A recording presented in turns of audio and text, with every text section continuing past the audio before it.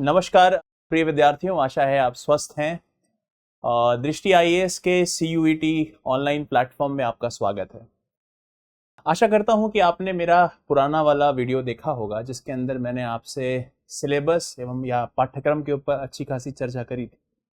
मैं इस बात की भी उम्मीद कर सकता हूं कि उस चर्चा के जो हमारी आपके साथ चर्चा हुई थी, करीब 45 मिनट की उस चर्चा में मैंने आपसे पाठ्यक्रम के बारे में बातचीत करा था। मैंने आपसे ये भी कहा था कि हमारी स्ट्रैटेजी क्या होगी, और हमने आपसे ये भी समझाने की कोशिश करी थी कि जब जब जैसे जैसे हम लोग परीक्षा की तरफ बढ़ रहे हैं, वैसे वैसे पाठ्यक्रम को समझना कॉन्सेप्ट के आधार पर, बुनियादी समझ के आधार पर एक आपकी समझ विकसित करेगा, जिससे आपको परीक्षा में किसी भी प्रकार की कोई समस्या नहीं होगी।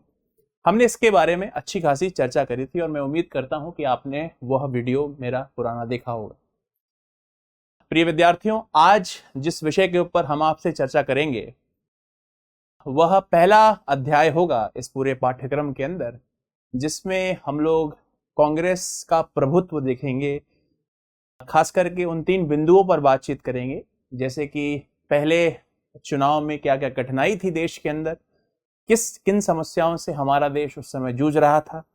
फिर हम बात करेंगे किस प्रकार से कांग्रेस ने अपना प्रभुत्व स्थापित किया, प्रथम चुनाव में, द्वितीय चुनाव में, तृतीय चुनाव में।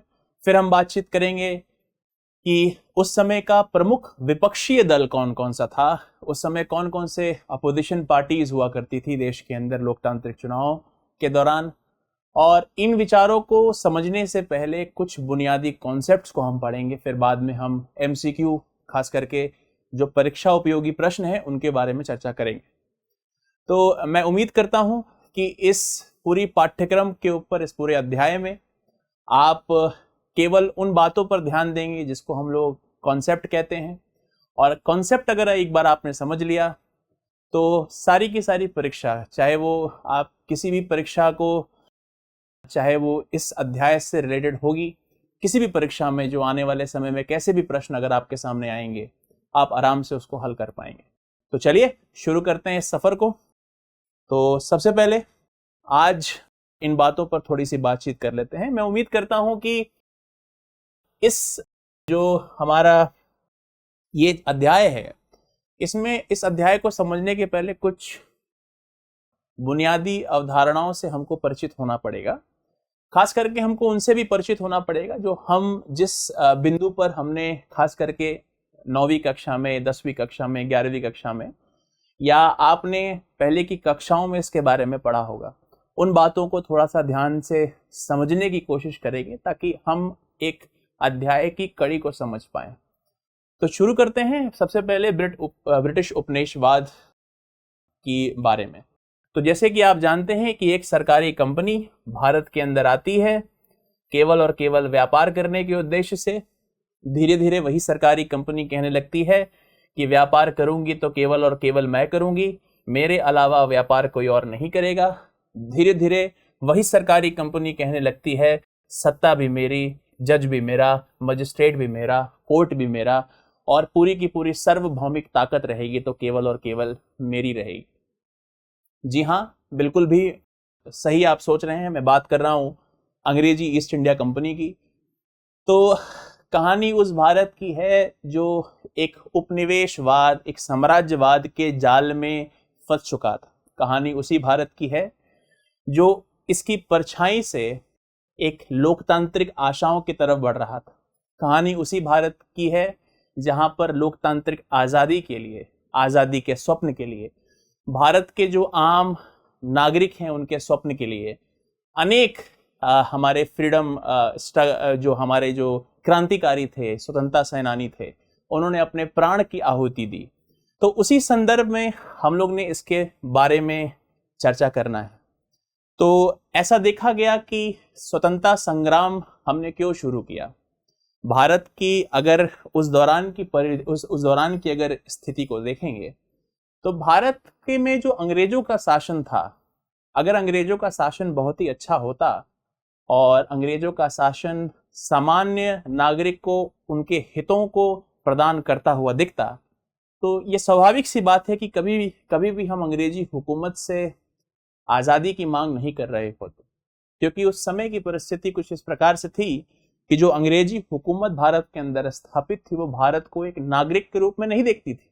वो भारत के नागरिकों को केवल एक विषय के वस्तु के रूप में देखती थी, ताकि भारत के अंदर से जितने लाभ हो सकें, चाहे वो आर्थिक लाभ हो, चाहे वो किसी भी प्रकार का लाभ हो, भारत की अंदर से वह लाभ कहीं ना कहीं उठा सकें और अपनी तिजोरी कहीं ना कहीं ब्रिटेन की वो भर सके।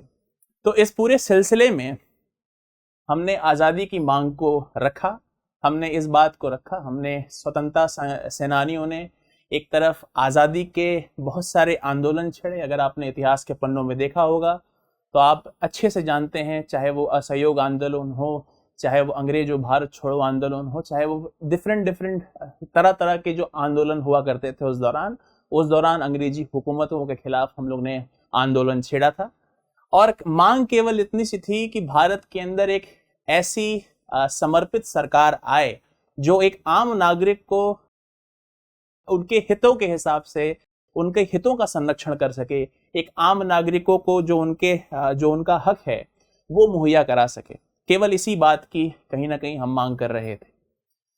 तो लगभग अगर आप इतिहास के पन्नों को निचोड़ेंगे तो इतिहास के पन्नों में आप देखेंगे कि 1940 के बाद से, खास करके जब द्वितीय विश्व युद्ध शुरू हुआ और वैश्विक राजनीति में एक प्रकार से परिवर्तन आया, तो भारत की स्थिति, भारत के अंदर भी पुरजोर आंदोलन का दौर एक प्रकार से छिड़ चुका था। आप अच्छे से जानते भी होंगे, इतिहास के पन्नों में आपने पढ़ा भी होगा कि अंग्रेजी हुकूमत ने किस प्रकार से आंदोलन का जवाब दिया था। परंतु वैश्विक स्तर पर जब एक प्रकार से अंतर्राष्ट्रीय राजनीति में बदलाव आया तो भारतीय जो स्वतंत्रता सेनानी थे, भारत के जो क्रांतिकारी आंदोलनकारी थे, उन्होंने किस प्रकार से दबाव डाला और भारत की स्थिति एक प्रकार से जो उस समय की थी, तो ये लगभग तय हो चुका था कि अब अंग्रेज भारत के अंदर ज्यादा दिन तक नहीं टिकेंगे। कहानी उस भारत की है जहां पर 1945 में जैसे ही द्वितीय विश्व युद्ध खत्म हुआ, जब नए प्रधानमंत्री ब्रिटेन में सत्ता में आए, क्लीमेंट एटली, यानी खास करके लेबर पार्टी जब सत्ता में आई, तो भारत के अंदर देखती क्या है कि भारत की स्थिति एक प्रकार से अंग्रेजों के विरोध में भारत एक प्रकार से जल रहा था। तो उन्होंने इस बात को स्वीकारा और भारत के राजनीतिक भविष्य को तय करने के लिए भारत के अंदर एक 3 सदस्यीय दल को भारत के अंदर भेजा, ताकि भारत के लोकतांत्रिक भविष्य का निर्णय हो सके। तो 1946, खास करके 24 मार्च 1946 को भारत के अंदर एक 3 सदस्यीय दस्ता भारत के अंदर आता है, जिसको हम प्यार से कहते हैं कैबिनेट मिशन। ये कैबिनेट मिशन के अंदर मुख्य तौर पर 3 लोग हुआ करते थे। पहले व्यक्ति थे जिनका नाम था पैथिक लॉरेंस। दूसरे व्यक्ति थे जिनको हम प्यार से कहते हैं एवी अलेक्जेंडर। तीसरे व्यक्ति थे जिनको हम कहते हैं स्टैनफोर्ड क्रिप्स। ये 10 सदस्यीय दस्ता भारत के अंदर आता है, जो भारत के राजनीतिक भविष्य को तय करने वाला था। इस 3 सदस्यीय दस्ते ने बहुत सारे सुझाव दिए, पर उनके बहुत सारे सुझावों में से इन्होंने 2 प्रमुख सुझाव दिए जो भारत के राजनीतिक भविष्य को तय कर रहा था। पहला सुझाव था कि अब तो ये निश्चित हो चुका है कि भारत की जो व्यवस्था है वो भारत के लोगों के हाथ में निहित करी जाएगी। तो उन्होंने 2 प्रमुख सुझाव दिए। सबसे पहला कि भारत के लोग एक अंतरिम सरकार का गठन करेंगे।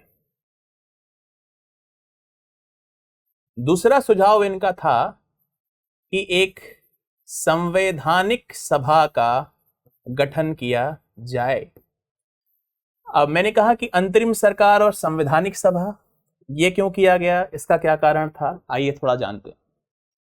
हालांकि ये सारी बातें आपने 11वीं क्लास में या उसके पहले की क्लासेस में या उसके पहले की किताबें में आपने पढ़ी होगी, लेकिन क्योंकि इसका कॉन्सेप्ट हमारे पूरे पाठ्यक्रम के अंदर, इस पूरे अध्याय के अंदर जरूरी हो जाता है, तो उसी विषय के ऊपर हमारे लिए चर्चा करनी बड़ी जरूरी हो जाती है। तो हमने अभी तक क्या पढ़ा? 1946 में कैबिनेट मिशन का दस्ता भारत के अंदर आता है, 24 मार्च 1946 में। कितने लोग थे इसके अंदर?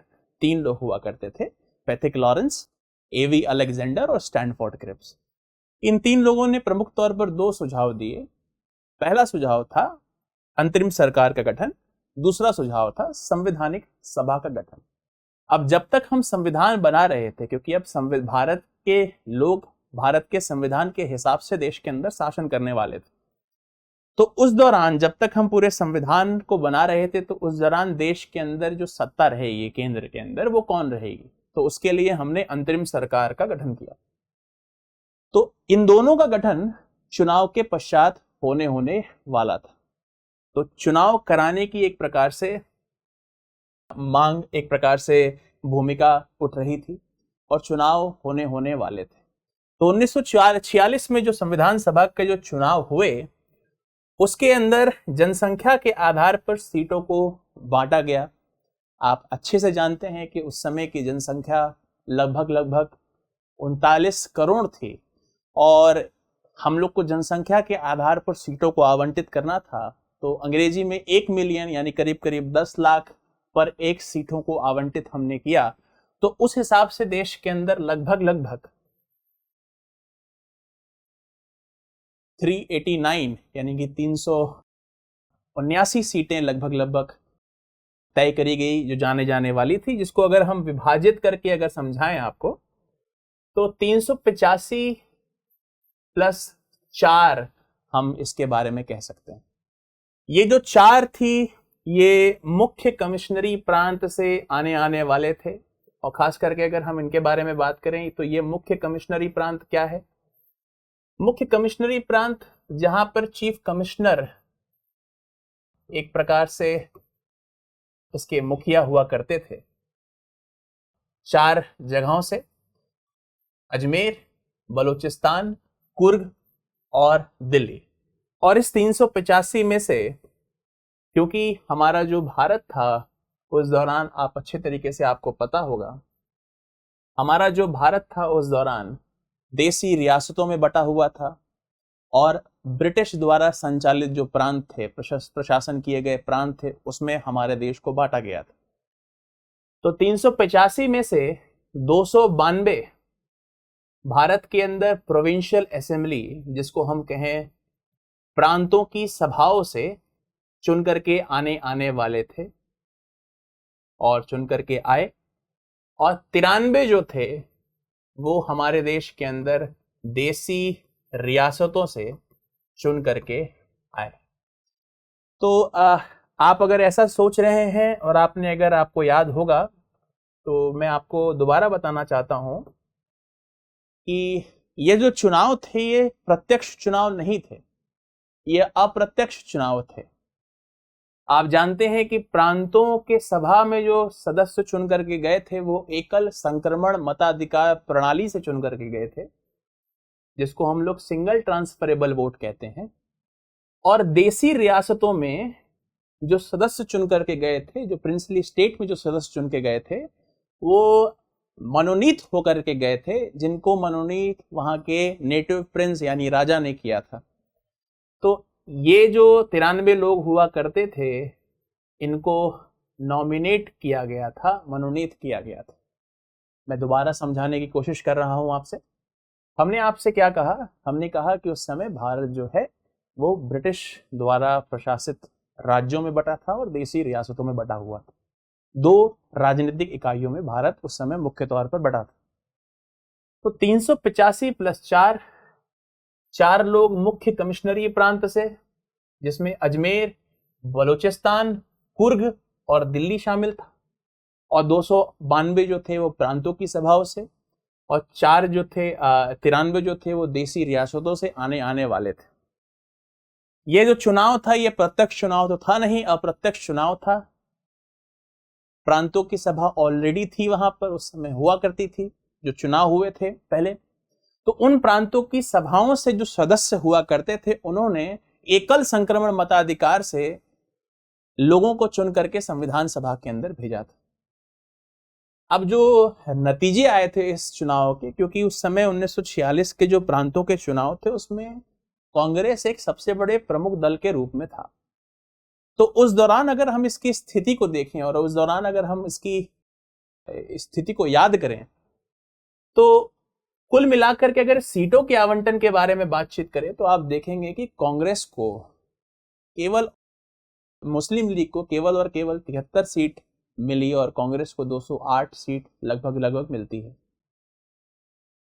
लेकिन अब क्योंकि वहां की आइडियोलॉजी, क्योंकि वहां पे उस समय की ऐसी स्थिति थी कि मुस्लिम लीग को ये जरा से भी बर्दाश्त नहीं था कि खास करके कांग्रेस एक ऐसे पॉलिटिकल पार्टी है जिसका केंद्रीय सत्ता पर खास करके संविधान बनाने में दबदबा ज्यादा हो जाए।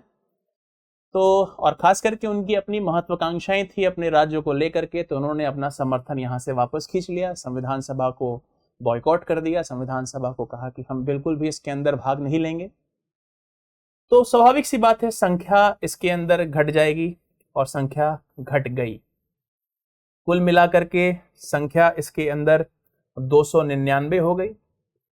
और जब हमने कहा कि संख्या 299 होगी तो जहां 292 प्रांतों की सभा से आते थे वहां अब केवल 229 आने लगे, और जहां देसी रियासतों से 93 आते थे अब वहां केवल और केवल 70 आने लगे। तो कुल मिलाकर के बचे हुए लोगों ने करीब करीब 2 साल 11 महीने 18 दिन में अपने संविधान को बनाया। ये छोटे से रूप में इसको इस तरीके से समझा जा सकता है। 26 नवंबर 1949 को भारत के संविधान को अपनाया गया और 26 जनवरी 1950 को भारत के संविधान को लागू कर दिया गया। हम ऐसा भी नहीं कह सकते कि 26 जनवरी को ही पूरे के पूरे संविधान को लागू किया गया था। आगे की चर्चाओं में हम पढ़ेंगे कुछ मामले हमने 26 नवंबर 1949 को ही लागू कर दिए थे, लेकिन पूर्ण रूप से अगर हम संविधान की बात करें तो पूर्ण रूप से 26 जनवरी 1950 के दिन ही संविधान को मुख्य तौर पर लागू किया गया था। तो उस समय भारत ने एक संविधान सभा ने एक संविधान बनाया जिसको हमने 2 साल 11 महीने और 18 दिन में बनाया। भारत के प्रत्येक नागरिकों के जो आशा और आकांक्षाओं का सबसे बड़ा दस्तावेज है, जो भारत के आम नागरिकों को हित के लिए बनाया गया था, जो आम नागरिकों को सशक्तिकरण देगा, ऐसा दस्तावेज हमने करीब करीब बना लिया। और उस दस्तावेज को बना करके भारत के अंदर पहले लोकतांत्रिक चुनाव की तरफ हम बढ़ने वाले थे। अगर हम छोटे रूप में इसके बारे में बातचीत करें तो 2 बातें आपको यहां पर ध्यान देनी है कि जब तक हम संविधान बना रहे थे तब तक अंतरिम सरकार क्या करने वाली थी? शासन करने वाली थी। ये बहुत ही जरूरी बात, यानी कि जब तक संविधान हम बना रहे थे तब तक अंतरिम सरकार का इस देश के अंदर शासन होने वाला था। कहानी है उस भारत की जिस भारत ने अंग्रेजी हुकूमत से देश को एक प्रकार से आजादी की तरफ, स्वतंत्रता सेनानियों ने देश को आजादी की तरफ ले गए और भारत के आम नागरिकों के हितों के संरक्षण के लिए, अच्छे सुशासन के लिए, अच्छे लोकतांत्रिक भविष्य के लिए हमने एक देश का सबसे बड़ा डॉक्यूमेंट बनाया, देश में सबसे बड़ा दस्तावेज बनाया जिसको हम लोग संविधान कहते हैं। तो संविधान क्या है? देश की एक सबसे बड़ी किताब, कानून की किताब, जिसके हिसाब से हर कोई देश के अंदर चलेगा। साधारण भाषा में इसको हम ऐसे समझ सकते हैं। अब अगर हम इसके बारे में बातचीत करें, इन पूरी चर्चाओं के बारे में अगर हम बात करें तो इस बारे में बिल्कुल भी किसी प्रकार की अतिशयोक्ति नहीं रहेगी कि संविधान सभा ने किसी निजी स्वार्थ से संविधान को नहीं बनाया, या संविधान सभा किसी एक आदमी की सभा नहीं थी या किसी एक दल की सभा नहीं थी। इस बात का उदाहरण अगर हम आपको स्पष्ट करें और इस बात के बारे में अगर हम आपको बताएं तो बिना किसी अतिशयोक्ति के आप इस बात को समझिए कि भारत के जो संविधान के अंदर जो प्रावधान डाले गए हैं उस पे लगभग अधिकांश प्रावधानों पे हमने किसी भी प्रकार की वोटिंग नहीं कराई। अधिकांश प्रावधानों पर हमने सामान्य चर्चाओं के आधार पर अपने संविधान को भारत के अंदर अपनाया है। हम अगर संविधान को बिना चर्चा के संविधान को अगर किसी वोटिंग राइट या किसी वोट के आधार पर अगर संविधान को अपनाते तो कल को कोई ऐसा भाग अगर भारत के संविधान में डाला जाता तो कल को कोई ये कह सकता था कि ये भाग उस पॉलिटिकल पार्टी के नेताओं ने भारत के अंदर शामिल करवाया था, हम तो इसके फेवर में नहीं थे।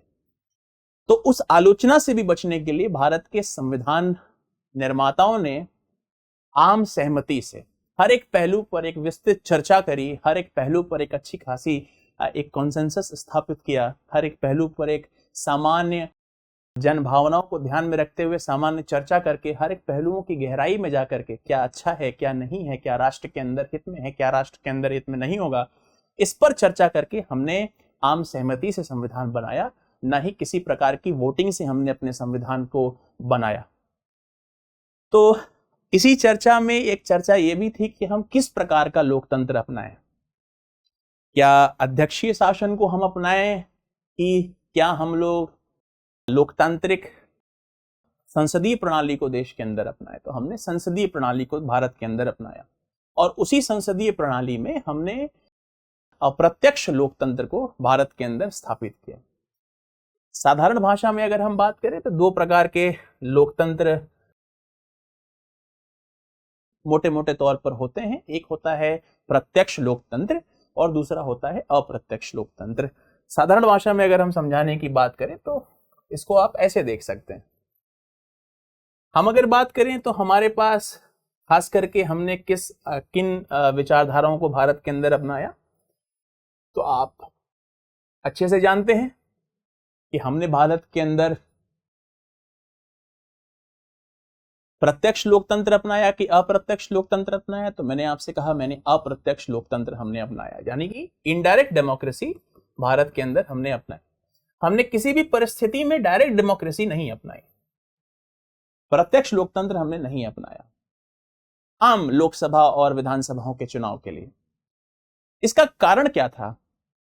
इसका कारण यह था कि हम भारत के अंदर संसदीय प्रणाली को अपना रहे थे, और जब हमने कहा कि हम भारत के अंदर संसदीय प्रणाली को अपना रहे थे तो हमने भारत के अंदर उस दौरान जो प्रथम चुनाव थे उस दौरान संसदीय प्रणाली को अपनाते हुए जो देशों के अंदर खास करके जैसे अगर हम बात करें तो ब्रिटेन के अंदर अगर आप देखते हैं तो पार्लियामेंट्री सिस्टम है, संसदीय प्रणाली है, तो उसी प्रणाली को हम लोग ने भारत के अंदर भी उसी तरीके से स्थापित किया और हमने एक ऐसा प्रतिनिधित्व अपनाया जिसमें जनता जो हो, जो मतदाता हो,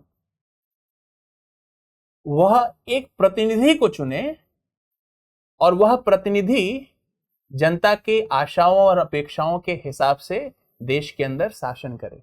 इसीलिए कभी कभी अप्रत्यक्ष लोकतंत्र को प्रतिनिधित्व लोकतंत्र भी कभी ना कभी कहा जाता है। यानी कि भारत जैसे, क्योंकि आप जानते हैं, आप अच्छे से इस बारे में अच्छे से आपको पता है कि क्योंकि आप जानते होंगे कि हमारे भारत के अंदर प्रत्यक्ष लोकतंत्र है कि अप्रत्यक्ष लोकतंत्र है। तो मैंने आपसे कहा अप्रत्यक्ष लोकतंत्र है। यहाँ पर जो मतदाता होते हैं वो किसी प्रतिनिधि को चुनते हैं और इनके बिहाफ पे यह प्रतिनिधि जो होता है भारत के अंदर शासन करता है। लेकिन अगर हम बात करें प्रत्यक्ष लोकतंत्र की, जैसे कि स्वीडन में है, तो वहां पर क्या होता है कि जो फैसले लेते हैं, यहां पर क्या है कि जनता ने किसी प्रतिनिधि को चुना और जनता ने प्रतिनिधि को फैसले लेने की ताकत दे दी। लेकिन वहां पर क्या है, जहां पर प्रत्यक्ष लोकतंत्र है तो वहां पर फैसले प्लेबिसाइट रेफरेंडम के आधार पर लिए जाते हैं। यहां पर जनता ही, कोई विशेष मामला हो तो किसी विशेष मामले के ऊपर चर्चा करके कौन निर्धारित करता है, कौन फैसला करता है, जनता स्वयं फैसला करती। क्या ये बिल देश के अंदर आना चाहिए, वोटिंग होगी, रेफरेंडम होगा, इनिशिएटिव होगा, ये सारे प्रोसेस कहीं ना कहीं इसके अंदर होते हैं। हालांकि इससे हम लोग को किसी भी प्रकार का अभी फिलहाल सरोकार नहीं रखना है, हम लोग को चर्चा करनी है अप्रत्यक्ष लोकतंत्र की। तो दो बातें आपको बुनियादी तौर पर जाननी है इस पूरे पाठ्यक्रम के पहले। सबसे पहली बात कि भारत के अंदर संविधान हमने बनाया देश के अंदर संविधान के हिसाब से शासन होने वाला है। और हमने आपसे ये भी देखा कि हमने जब तक हम संविधान बना रहे थे तब तक भारत के अंदर कौन शासन कर रहा था? तब तक भारत के अंदर अंतरिम सरकार शासन कर रही थी। फिर हमने जो मूल बात आपको समझानी थी, हमने बताया कि हमने किस प्रकार का लोकतंत्र अपनाया, प्रत्यक्ष लोकतंत्र अपनाया कि अप्रत्यक्ष। तो आपको पता है हमने अप्रत्यक्ष लोकतंत्र अपनाया, जहां पर जनता एक प्रतिनिधि को चुनेगी और उस प्रतिनिधि जनता के आशाओं और आकांक्षाओं के हिसाब से देश के अंदर शासन करेगा। साधारण सी बात है, इसमें किसी भी प्रकार का कोई बहुत गहरा कॉन्सेप्ट नहीं जुड़ा हुआ। तो चलिए शुरू करते हैं। सबसे पहले भारत के अंदर चुनाव को लेकर के जो चैलेंज हुआ करते थे, मतलब खास करके जो कठिनाई थी उस दौरान, उसके बारे में जरा चर्चा करते हैं। सबसे पहली बात, अच्छा उसके पहले ये tourist with the destiny speech, आप जानते होंगे कि जब भारत आजादी की तरफ बढ़ रहा था, भारत के जो दो एक प्रकार से टुकड़े हो रहे थे, एक तरफ पाकिस्तान बन रहा था और एक तरफ भारत के पास जो रिमेनिंग हिस्सा था वो रह रहा था। तो आपको अच्छी तरीके से पता है कि 14 अगस्त की रात को जवाहरलाल नेहरू जी ने जो ऐतिहासिक पल थे हमारे पास, क्योंकि ये लगभग तय हो गया था कि अब भारत की सरजमीन से अंग्रेजी हुकूमत का पलायन हो रहा है, यहाँ से अच्छे तरीके से वो लोग जा रहे हैं।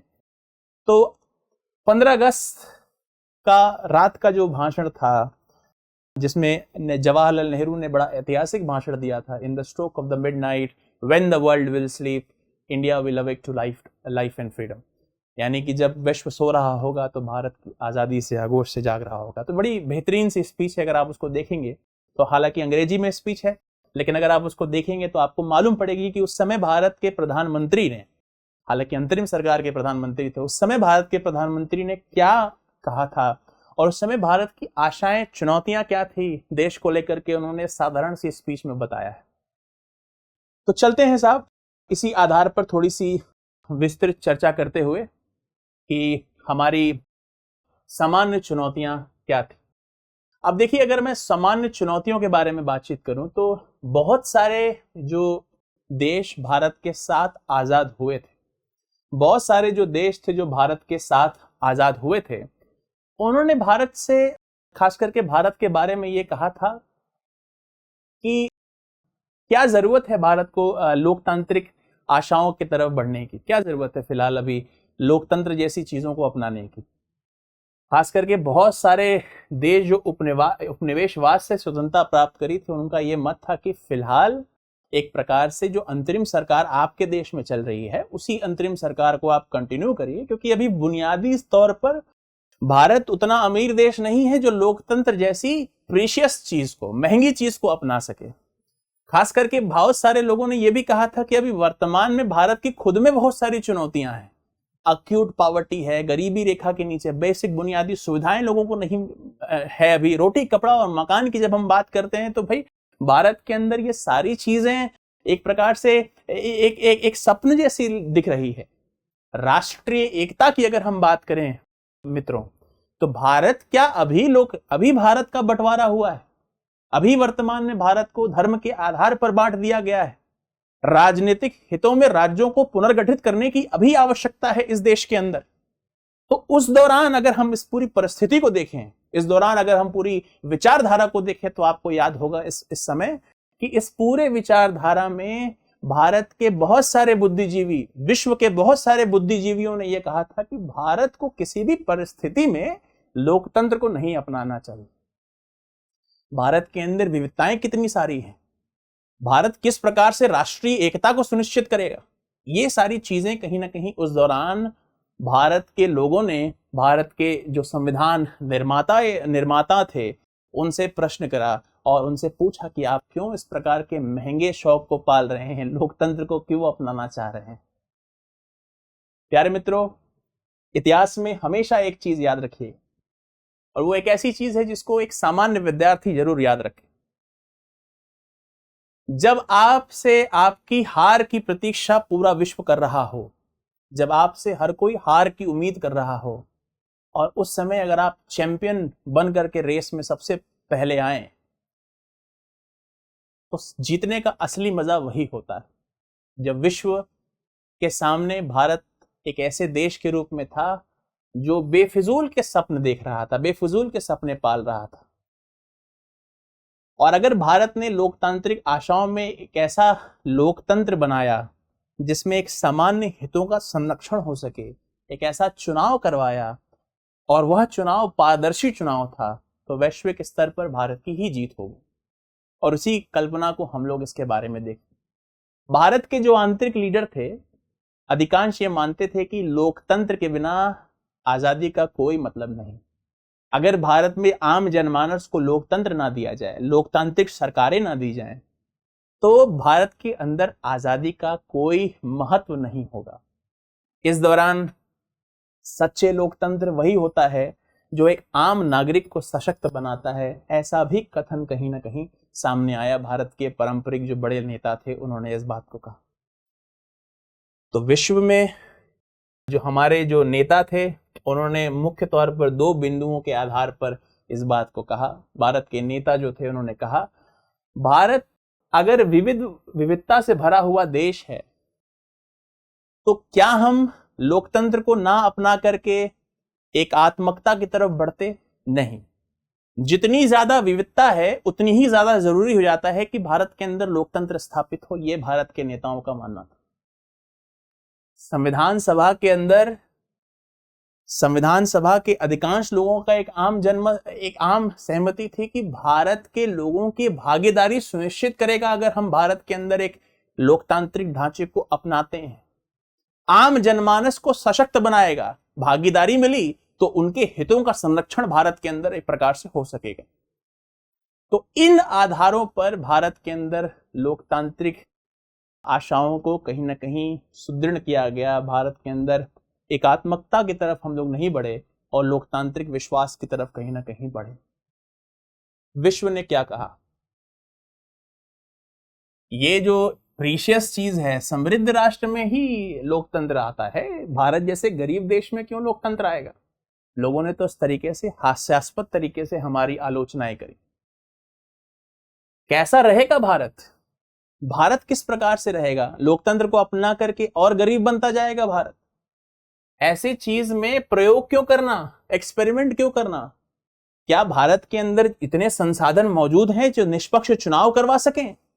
अंग्रेजी अखबार में तो एक हास्यास्पद लेख भी छपा था, the elephant is going to contest the election. ये हास्यास्पद लेख छपा था अंग्रेजी अखबारों में उस दौरान। भारतीय जो हाथी है वो भी गरीब है और वह चुनाव देखने का सपना, चुनाव करवाने का सपना देख रहा है, खास करके लोकतांत्रिक व्यवस्था में प्रवेश कर रहा है। वही लोकतंत्र जो अमीर देशों का एक प्रकार से लोकतंत्र वो जो अमीर देशों के अंदर केवल पॉसिबल था।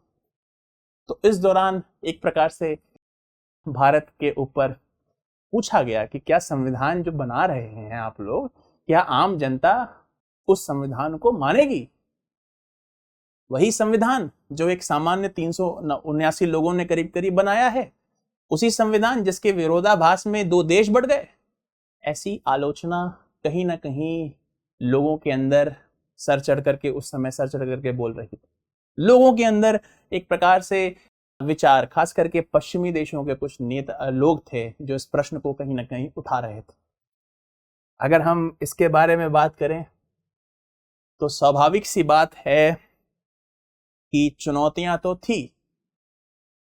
कैसी चुनौतियां? चुनौतियां ऐसी कि जब हम बात करते हैं अंतरिम सरकार से पहले चुनाव को स्थापित करने की, खास करके जब हम बात करें अंतरिम सरकार से लोकतांत्रिक सरकार तक का जो सफर था, पहला चुनाव जो देश के अंदर हुआ, क्या वो आसान था?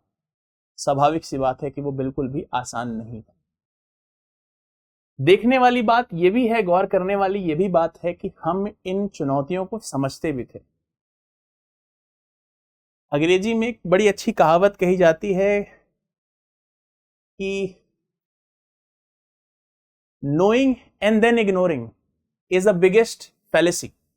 यानी कि अगर हम बात करें, अगर आप जानते हैं कि आप गलत हैं फिर भी आप वही गलती कर रहे हैं तो ये ज्यादा बड़ी गलती हो जाती। यानी कि 1950 में हमको बखूबी अंदाजा था कि भाई हम देश के अंदर चुनाव नहीं करवा सकते, हमारे इलेक्टोरेट्स उतने तैयार नहीं हैं, हमारे संवैधानिक ढांचे उतने मजबूत नहीं हैं। खास करके अगर आप किताबों को पढ़ेंगे तो ये जो हमारे मुख्य निर्वाचन अधिकारी, खास करके जो चीफ इलेक्शन कमिश्नर थे हमारे, इन्होंने नेहरू जी को खास करके उस समय सरकार को एक चिट्ठी भी लिखी थी कि भारत के अंदर अभी वर्तमान में देश के अंदर चुनाव करवाने की स्थिति में किसी भी तरीके से नहीं है। क्यों? क्योंकि उस समय की स्थिति कुछ इस प्रकार से थी कि हमारे यहाँ जो इलेक्टोरल रोल्स हुआ करते थे, जैसे कि मतदाता जो पत्र हुआ करते थे जिनके नाम दर्ज होते हैं मतदाता में कि कौन वोटर है इस इलेक्शन में, उसमें कुछ स्थिति इस प्रकार से थी कि किसी की बीवी का अगर नाम होता था तो उसकी बीवी वोटर लिस्ट में 68 साल की है ऐसे दर्ज हुआ करता, फलनवा की बीवी, इसकी बीवी, इसका बेटा, ऐसे करके नाम दर्ज हुआ करता था। और ये बड़ा एक प्रकार से चुनाव के जो अधिकारी थे उनके लिए बड़ी दिक्कत की बात थी कि ये इसका आशय ये होता है, क्योंकि ये पहला चुनाव था तो उस समय की परिस्थिति कुछ इस प्रकार से थी कि जो चुनावी जो अधिकारी थे वो उतने प्रशिक्षित नहीं थे। इस दौरान उन्होंने जो गांव में प्रशिक्षण किया, गांव में सर्वे किया, गांव के अंदर गए और वहां पर जो उनको बताया गया वहां के लोगों के द्वारा कि ये भी 18 साल के 21 साल के ऊपर है, इसका भी नाम डाल दीजिए, फलनवा की बीवी तो इनका बेटा, ऐसे करके भी इसका नाम कहीं ना कहीं आप डाल दीजिए।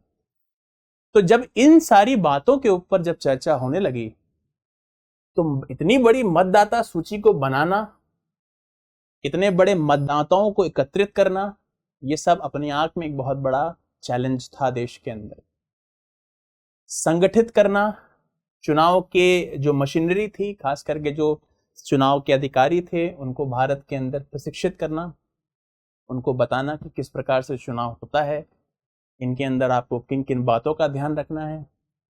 खास करके अगर आप स्थिति को देखें तो लगभग 3200 विधानसभा के विधायक सीटों पर चुनाव होने वाले थे, क्योंकि उस दौरान राज्यों के चुनाव भी एक साथ हो रहे थे। 479 सांसदों का चुनाव, 489 मेंबर्स ऑफ पार्लियामेंट का इलेक्शन एक साथ कराना, और लगभग अगर आप बात करें तो इतनी बड़ी जनसंख्या देश के अंदर सबके चुनाव एक साथ कहीं ना कहीं कराना एक अपने आप में बहुत बड़ी चुनौती थी राज्य के अंदर, देश के अंदर। खास करके परिसीमन तय करना, जनसंख्या के आधार पर सीटों का बंटवारा करना, ताकि किसी एक प्रतिनिधि में ज्यादा सीटें ना उसके हिस्से में चली जाएं, ज्यादा जनसंख्या को वह प्रतिनिधित्व ना करे, तो जनसंख्या का विभाजन करना, यह भी अपने आप में एक बहुत बड़ी चुनौती थी प्रिय मित्रों। तो उस दौरान खास करके ऐसा भी देखा गया कि साक्षरता को अगर हम ध्यान दें तो 15% लोग ही केवल साक्षर थे उस दौरान। और जब हमने कहा कि केवल 15% लोग ही साक्षर थे, इसका कहने का सीधा मतलब यह है, वास्तविकता में लोगों को यही नहीं पता था कि चुनाव क्या होता है और चुनाव क्यों हो रहा है। वास्तविक मतलब यह तक समझाना था देश के अंदर लोगों को। बुनियादी स्तर पर कहानी उस भारत की है जिसने अभी साम्राज्यवाद की छांव से लोकतांत्रिक आशाओं में प्रवेश किया है। वह उपनिवेशवाद की छांव, वह उपनिवेशवाद का अंधेरा अब भारत छोड़ करके लोकतांत्रिक उजाले की तरफ बढ़ रहा था। तो उस दौरान ऐसी बातों में भारत ने अपनी बात कही थी। उस दौरान ऐसी बात कह रहा था भारत, खास करके इन बातों पर संविधान सभा के ऊपर चर्चा हो रही थी कि भारत के अंदर एकल संक्रमणीय मताधिकार प्रणाली होनी चाहिए, यानी कि यूनिवर्सल एडल्ट फ्रेंचाइज होना चाहिए देश के अंदर। हर किसी को वोटिंग राइट दे दीजिए, 21 साल के जो ऊपर लोग हैं उनको वोटिंग राइट दे देना चाहिए, सामान्य रूप से दे देना चाहिए। और उसका कारण यह है कि हमारे देश में महिलाओं को भी वोटिंग राइट मिलना चाहिए, महिलाएं क्यों पीछे रहे। ये तथाकथित जो विकसित देश हुआ करते थे उस दौरान, जो खास करके विकास की दौड़ में सबसे ज्यादा शामिल थे, वह देश जो सबसे ज्यादा विकसित हुआ करते थे, उन्होंने ये तक बात कह दिया कि भारत के अंदर अगर हम चुनाव की बात करते हैं तो भारत एक सपना देख रहा है जो विकसित देशों में नहीं हुआ, वो भारत के अंदर किस प्रकार से होगा, ये तक उन्होंने कह दिया था। परंतु इसके बारे में बहुत सारी किताबों में भी लिखा गया, खास करके बहुत सारे आलोचक थे, उपहास उड़ाया भारत का। ये तक कहा गया, भारतीय संपादक ने कहा इतिहास का सबसे बड़ा जुआ खेलने जा रही है भारत की सरकार। आयोजक एक पत्रिका है जिसने कहा नेहरू भारत में सार्वभौमिक वयस्क मताधिकार की किल्ता को स्वीकार करने के लिए जीवित रहेंगे। यानी कि वो जीवित रहेंगे कि किस प्रकार से भारत में वयस्क मताधिकार फेल होता है।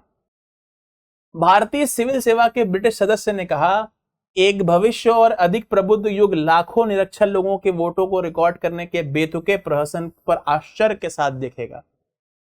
यानी कि उन्होंने कहा कि इतने सारे इलिटरेट रहेंगे, इतने सारे पढ़े लिखे तो देश के अंदर है नहीं, तो एक प्रकार से उपहास देश के अंदर उड़ाया और कहा कि आने वाला भविष्य इसको याद रखेगा। तो मैंने अभी आपसे कहा ना कि जब विश्व आपके सामने आपका उपहास उड़ाए, जब किसी रेस में, किसी मैदान में, जब सारे के सारे लोग यह देखने के लिए आए कि आप उस रेस को हार रहे हैं और आप एक चैंपियन की तरह भारत के उस रेस में जीतते हैं, तो वह एक जो रेस है जो आपने जीता है, जो आप चैंपियन हैं, उसकी जीत में एक अलग ही मजा रहता है। तो वही मजा यहाँ पर आने वाले समय में आने वाला है। हम ये भी देखेंगे कि उस चुनाव के अंदर क्या आउटकम्स थे। तो अगर आप देखेंगे तो first they will laugh then they will copy you, ये एकदम सत्य बात है। भारत ने कुछ ऐसा करके दिखाया उस दौरान, भारत ने उस लोकतांत्रिक व्यवस्था में इस प्रकार से प्रवेश लिया कि पूरा विश्व जो था वो एक प्रकार से अचंभित हो चुका था। चुनाव हालांकि 2 बार स्थगित जरूर हुए, चुनाव उस दौरान 2 बार जरूर स्थगित किए गए, क्योंकि हम उस दौरान चुनाव कराने के लिए तैयार नहीं थे। लेकिन जब चुनाव हुए 1951 से 1952 तक, तो लगभग 6 महीने में हमने इस चुनाव को निपटा लिया। हमने ये देखा कि ऐसा नहीं था कि केवल एक ही पॉलिटिकल पार्टी, एक ही राजनीतिक दल इस चुनाव में चुनाव लड़ रहा था। लगभग अगर एवरेज कैंडिडेट्स की हम अगर बात करें तो लगभग 4 उम्मीदवार प्रति सीट पर देश के अंदर चुनाव लड़ रहे थे। 50% उम्मीदवार ऐसे थे जिन्होंने इस चुनाव में वोट दिया था। 50 मतलब जो मतदाता सूची थी उसके अंदर 50% लोगों की भागीदारी एक प्रकार से सुनिश्चित की गई थी, उत्साहजनक भागीदारी एक प्रकार से जिसको हम कहें। तो परिणाम निष्पक्ष थे, सभी लोगों के द्वारा इस परिणाम को स्वीकार किया गया। आज की तरह नहीं होता है कि हर बार हम लोग चुनाव के अंदर वोट ब्लेम करते हैं इलेक्ट्रॉनिक वोटिंग मशीन। 2010 में भी हमने इलेक्ट्रॉनिक वोटिंग मशीन को ब्लेम किया, 1995 में भी वोट किया, 2005 में भी। लेकिन उस दौरान जो चुनाव हुए सबके सब सर्वसहमति से सबने इसको स्वीकारा। 1952 के चुनाव में पूरे विश्व में, ध्यान दीजिएगा इस बात को, जिन्होंने लोकतांत्रिक हमारी जो उम्मीद थी उसका जो उपहास उड़ाया था, पूरे विश्व ने इस पर बताया कि एक प्रकार से एक मील का पत्थर बन गया, और ये बताने की कोशिश करी कि भारत जब कर सकता है तो बाकी देश भी कहीं ना कहीं कर सकते। यह साबित कर दिया कि एक गरीब देश, अशिक्षित देश भी इस लोकतांत्रिक व्यवस्था में प्रवेश करके एक आम नागरिकों को उनके हितों को मुहैया करा सकता है। तो इस प्रकार का कहीं ना कहीं स्थिति उस समय उत्पन्न हो रही थी। अगर हम चुनाव के नतीजे पर ध्यान दें, परंतु उसके पहले ये देखिए कि आप अच्छे से जानते होंगे कि कांग्रेस एक बड़ी प्रोमिनेंट पॉलिटिकल पार्टी थी उस दौरान। बड़े बड़े राजनीतिक नेताओं ने, बड़े बड़े पॉलिटिकल जो राजनीतिक पंडित हुआ करते थे उस समय, उन्होंने ये अपेक्षा करी थी कि या तो लोकतंत्र में चुनाव अगर कराया जाएगा तो कांग्रेस पूरी की पूरी सीट लेकर के जाएगी, या तो पूरी की पूरी सीट एक और तरीके से कांग्रेस ले जा सकती है जब चुनाव को निष्पक्ष कराया जाए, यानी कि चुनाव में किसी तरीके से धोखाधड़ी हो। तो ऐसी कहीं ना कहीं अपेक्षा लोग कर रहे थे। परंतु जो भी हो, जो लेखक हैं, जिन्होंने, जो चित्रकार हैं, उन्होंने किताबों के अंदर आप देखते होंगे कि इस तरीके का मानचित्र, इस तरीके का चित्र कहीं ना कहीं बनाया है। ये बताता है कि उस समय जो प्रोमिनेंट पॉलिटिकल पार्टी थी देश के अंदर, जिसका एक प्रकार से सामान्य जनमानस में वर्चस्व बोल रहा था, वो वर्चस्व किस पॉलिटिकल पार्टी का बोल रहा था? वो वर्चस्व था कांग्रेस का। तो उनके दरवाजे पर एक प्रकार से होड़ सी मच चुकी थी चुनावी टिकट को लेने की। तो कांग्रेस ने टिकट के बंटवारे के लिए एक अलग से समिति बनाई थी, जिसमें भारत के प्रबुद्ध बुद्धिजीवी लोग हुआ करते थे, मोरारजी देसाई, रफी अहमद किदवई साहब, डीपी मिश्रा, टंडन जी, अहमद किदवई, बीसी रॉय, कामराज नादर, जगजीवन राम, मौलाना आजाद, गोविंद बल्लभ पंत जैसे लोग हुआ करते थे। ऐसे ऐसे लोग समीक्षा कर रहे थे कि किस चुनावी प्रत्याशी को भारत के अंदर टिकट दिया जाएगा। यह एक प्रकार से उस दौरान हो रहा था। नतीजों को अगर ध्यान दें तो नतीजे बहुत ही शानदार, पहले चुनाव में, दूसरे चुनाव में, तीसरे चुनाव में, तीनों में ही कांग्रेस का दबदबा है। 489 सीट, 494, 494, इस तरीके से Congress as a political party का कहीं ना कहीं प्रदर्शन हो रहा था। तो दौरान जो 489 सीटों में से अगर आप कांग्रेस को देखेंगे तो 364, इस दौरान 494 में से 371 और फिर 361, इस तरीके से कांग्रेस का कहीं ना कहीं प्रदर्शन हो रहा था। तो पहले चुनाव की अगर बात करें तो 489 में से 364 सीटें भारत के अंदर इन्होंने कहीं ना कहीं जीती। कम्युनिस्ट पार्टी दूसरे पायदान पर थी, जिसने 16 सीटों को साथ अपनी जीत हासिल करी थी। उस दौरान आपको अच्छे तरीके से याद है कि उस दौरान केवल केंद्र में ही चुनाव नहीं थे, उस दौरान राज्यों में भी चुनाव हो रहे थे। राज्यों के अंदर भी कहीं ना कहीं चुनाव थे और अधिकांश राज्यों में कांग्रेस की जीत यह बात को दर्शाती है कि कांग्रेस का प्रभुत्व उस दौरान केंद्र में था, राज्य में था, कस्बों में था, छोटे छोटे जगहों पर था। और कांग्रेस का प्रभुत्व एक प्रकार से हर जगह पर कहीं ना कहीं था। तो हम ये देखते हैं और ये बात कहीं ना कहीं देखते हैं, लेकिन आलोचना वाले तो ये भी कहते हैं कि इस दौरान कांग्रेस ने कुछ गड़बड़ी करी थी। परंतु अगर आप इसकी गहराई में जांच करेंगे तो आपको मालूम पड़ेगा कि कांग्रेस की सफलता का बहुत सारा कारण था। पहला कारण, कांग्रेस वह प्रमुख दल था जिसने आजादी की लड़ाई को लड़ा था।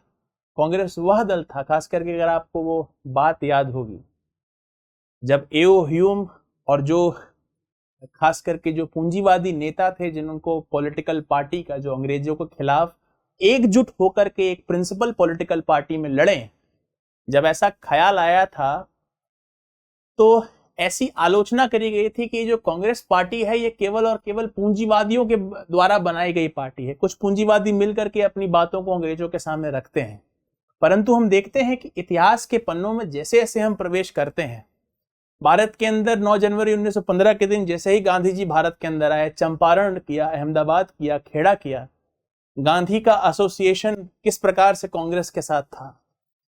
भारत के वह नेता, खास करके, हालांकि गरम दल नरम दल में थोड़े देर के लिए विभाजित जरूर हुए थे, लेकिन Congress as a political party, Congress एक ऐसे प्रमुख राजनीतिक दल के रूप में था उस दौरान, जिसने भारत के अंदर जो अपना सामाजिक जो बेस है, सामाजिक जो ढांचा है, उसको पुरजोर प्रयास करके मजबूत किया।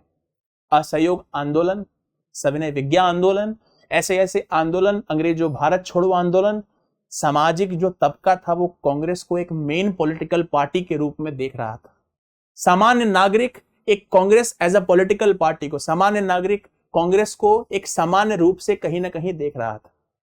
तो उस दौरान की स्थिति थी, खास करके अगर हम स्पष्ट रूप से बात करें, बड़ी बातों को अगर हम छोटे में समझें, तो स्वतंत्रता संग्राम का जो एक प्रकार से नेतृत्व करने की जो विरासत थी, उसके कारण कांग्रेस को एक अच्छा खासा बल मिला। इस दौरान कई लोकप्रिय और व्यापक रूप से सम्मानित नेताओं की उपस्थिति अब कांग्रेस पार्टी में थी।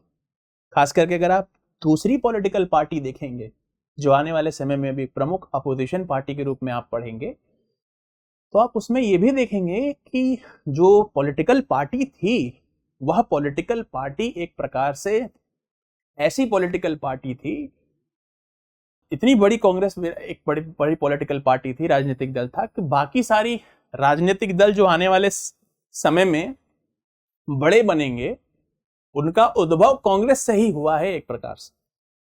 ये भी आप कहीं ना कहीं इस दौरान इसके अंदर देखेंगे। खास करके अच्छी तरह से बनाए रखा और देशव्यापी संगठन की एक प्रकार से मदद Congress as a political party को मिली और उन्होंने इस बात को बरकरार रखा। एक और चीज थी जो कांग्रेस को अच्छी खासी फेवर करने वाली थी, चुनाव के अंदर जो प्रणाली थी, सर्वाधिक मत वाला विजेता की जो प्रणाली थी, ये क्या होती है जरा इसके बारे में चर्चा करते हैं। इसको अंग्रेजी में कहा जाता है first pass the post system. थोड़ा इसके बारे में चर्चा करते हैं सामान्य तौर पर। अगर हम साधारण तरीके से इसके बारे में बात करें तो यहां देखते हैं first pass the post system होता क्या है। अगर हम इस first pass the post system के बारे में बात करें तो मान लीजिए ये एक संवैधानिक क्षेत्र है, कोई भी नाम रख लीजिए आप, इसका नाम हमने लखनऊ रख दिया है मान लीजिए, ठीक है, लखनऊ। यह एक संवैधानिक क्षेत्र है, मान लीजिए यहां पर एक सीट है, तो यहां पर प्रत्याशी मान लीजिए खड़े हैं सांसद के लिए। ए प्रत्याशी को 5,26,000 वोट मिला, बी प्रत्याशी को 4,15,000 वोट मिला, सी प्रत्याशी को 2,10,000 वोट मिला, डी प्रत्याशी को 3,14,000 वोट मिला, ई प्रत्याशी को 5,30,000 वोट मिला। तो आप मुझे बताइए कि इसके अंदर चुनाव जीतेगा कौन? बिना किसी संशय के आप कह सकते हैं कि 5,30,000 वाले चुनाव को जीत जाते हैं, और ऐसा है भी। यही तो है सर्वाधिक मत वाला विजेता, यानी कि जो सबसे ज्यादा वोट अंकित करेगा वो विजय मान लिया जाता है। यही होता है सर्वाधिक मत वाला विजेता। अब एक बात जानने वाली है कि जब हम सर्वाधिक मत वाले विजेता की बात करते हैं तो यह बात बड़ी गहराई से समझिए कि क्या ये मतदाताओं की पूर्ण आशा और आकांक्षाओं को विनिर्दिष्ट कर रहा है? आंसर है नहीं। क्यों नहीं कर रहा है? क्योंकि अगर आप इसकी गहराई में देखेंगे, इसको गहराई से अगर आप अपने चश्मे को साफ करके देखेंगे तो आप बिना किसी संशय के ऐसा कह सकते हैं कि जिसने एक वोट भी ज्यादा लाया होगा अपने प्रतिद्वंदी से वह विजयी हो जाएगा साहब। और अगर वह विजयी हो जाएगा तो जो मतदाता हैं, जो अधिकांश मतदाता हैं, जो उनका वोट बाकी पॉलिटिकल पार्टी में बट गया है, तो क्या यह प्रत्याशी उसका प्रतिनिधित्व कर रहा होगा? तो इसका भी उत्तर ना है। क्यों? क्योंकि अगर आप इसको देखेंगे तो इस प्रत्याशी से साधारण तरीके से देखा जाए तो इस प्रत्याशी को केवल 5,30,000 में विजयी हो जा रहा है ये प्रत्याशी। बाकी लोगों के अगर आप मतों को देखेंगे तो अधिकांश लोगों ने इसके विरोध में वोट किया। यानी कि अगर इस चुनाव में यह सीट एक संविधान क्षेत्र है तो केवल अगर इतने लोग चाह जाएंगे और बाकी जो क्षेत्र है वो बढ़ जाएगा, बाकी जो वोट है मतदाताओं का बढ़ जाएगा, तो वह व्यक्ति पूरे क्षेत्र का प्रतिनिधित्व कहीं ना कहीं करेगा। तो ये तो देश के अंदर अच्छा नहीं है। हालांकि यह सिस्टम आज तक देश के अंदर लागू होता है, यह सिस्टम आज तक भारत के अंदर है, अभी भी इसके चुनाव होते हैं। क्योंकि अगर हम बात करें तो ये एक ऐसी प्रणाली है जिसको भारत के अंदर आसान थी, सरल थी, और हमने इसको इसीलिए इस कारण से अपना लिया।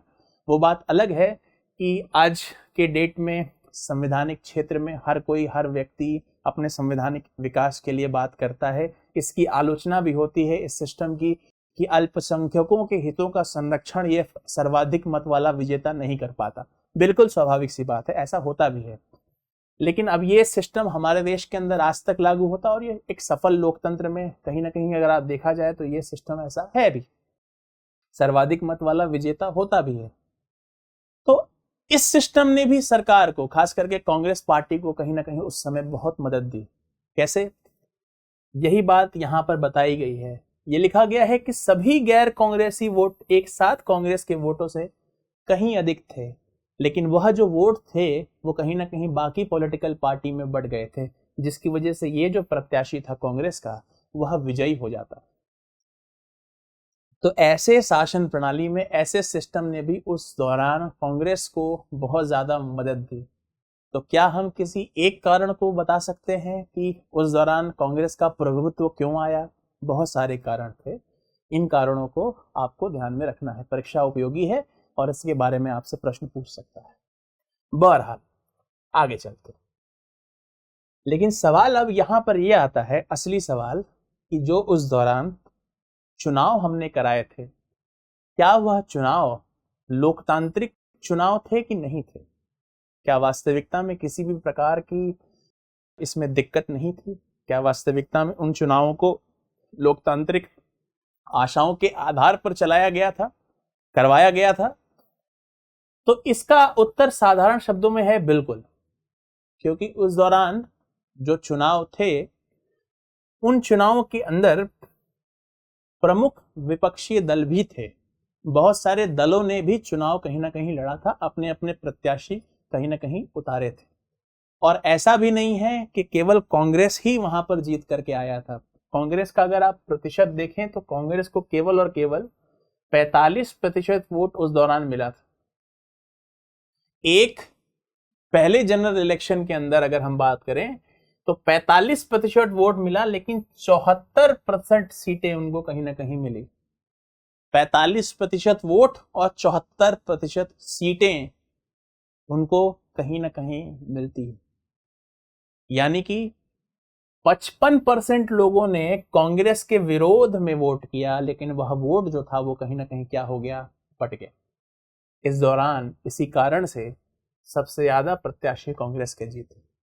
अगर उसी क्रम में हम बात करें तो सीटों के हिसाब से तो कम्युनिस्ट पार्टी सबसे पहली चुनाव के अंदर सबसे ज्यादा, कांग्रेस के बाद सबसे ज्यादा सीटें लाई थी।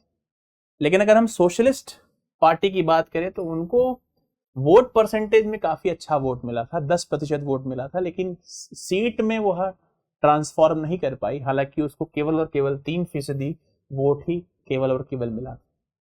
मुख्य तौर पर, मोटे मोटे तौर पर अगर हम इस पूरी चर्चा को समझें तो उस दौरान किसी भी प्रत्याशी ने चुनाव प्रणाली के ऊपर बहुत ज्यादा मुखर विरोध उस दौरान नहीं किया था।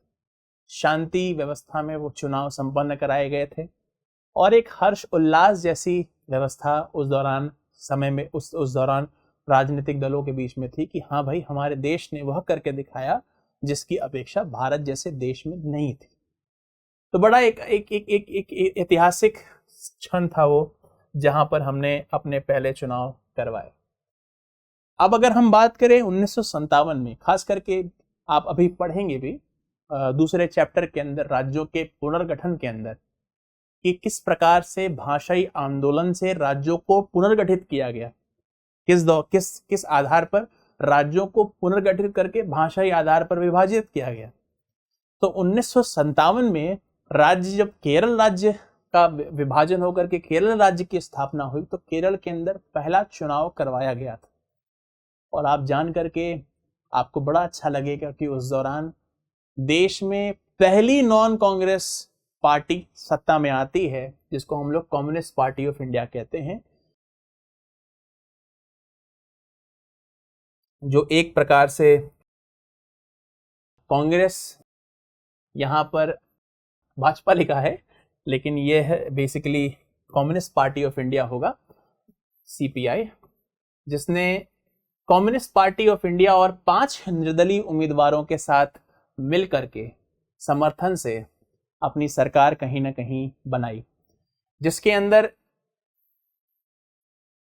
ईएमएस नंबूदरीपाद देश के पहले मुख्यमंत्री बने, जो नॉन कांग्रेस पार्टी से कहीं ना कहीं आते हैं। यह एक गठबंधन की सरकार थी।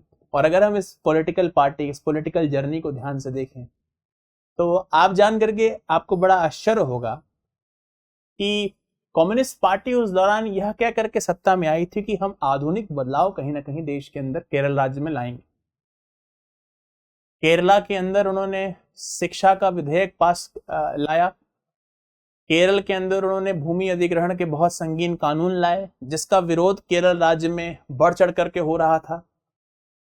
और कांग्रेस ने उन विरोधाभास को एक प्रकार से संग्राम का स्वर दिया और संग्राम एक प्रकार से केरल राज्य के अंदर छिड़ चुका था, जिसके कारण अगर आप उस दौरान उस परिस्थिति को देखेंगे ध्यान से, तो केंद्र सरकार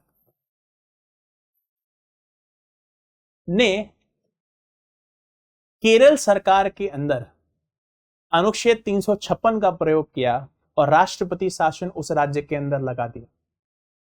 यानी कि आपने 11वीं क्लास की एनसीईआरटी में अगर इस बात को पढ़ा होगा कि भारत के अंदर जब राज्य को संवैधानिक तंत्र से नहीं चलाया जा सकता, जब ऐसी स्थिति हो कि संवैधानिक तंत्रों के आधार पर उस राज्य का प्रशासन ना किया जा सके, तो राज्यपाल की रिपोर्ट पर या अन्यथा राष्ट्रपति शासन की उद्घोषणा कर सकता है।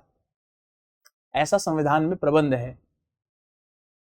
तो उस दौरान क्योंकि संस्थाएं उतनी मजबूत नहीं थे, हमारे यहाँ न्यायपालिका उतनी सशक्त नहीं थी कि अगर इस प्रकार का दुरुपयोग हो रहा है, संवैधानिक मिशनरी का दुरुपयोग कहीं ना कहीं हो रहा है, तो उस दौरान इस पर अंकुश लगा करके हम उसको रोक सकें। ऐसा तो वहां पर उस समय संस्थाएं उतनी मजबूत नहीं थी, परंतु आगे आप देखेंगे 1975 में जब आपातकाल लगा, फिर उसके बाद 1992 में आप देखेंगे किस प्रकार से एसआर बुम्बई का निर्णय सुप्रीम कोर्ट ने दिया।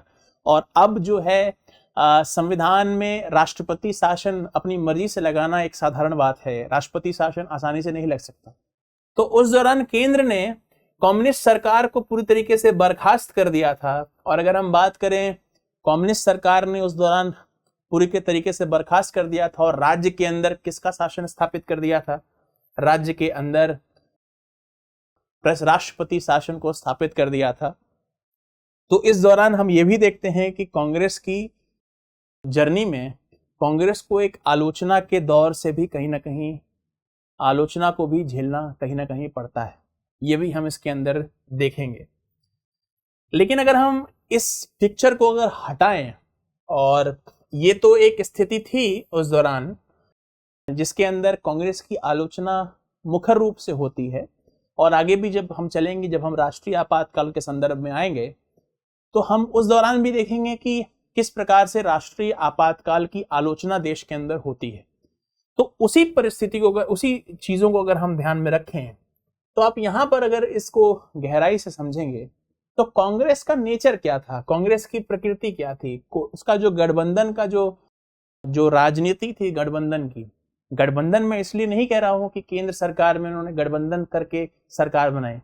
आप जानते हैं कि वो एक प्रकार से एक दल के रूप में थी और सरकार बनाई थी। लेकिन कांग्रेस की सबसे अच्छी बात यह थी उस दौरान कि उसने प्रमुख विपक्षी दलों को भी अपने अंदर, भारत के अंदर, खास करके भारतीय जो उस समय का जो पहली सरकार का जो मंत्रालय था, जो मंत्रिपरिषद था, उसके अंदर जगह दी थी। विपक्षी लोगों को भी, प्रमुख विपक्षी दल के लोगों को भी कहा था कि आप मंत्री बन जाइए।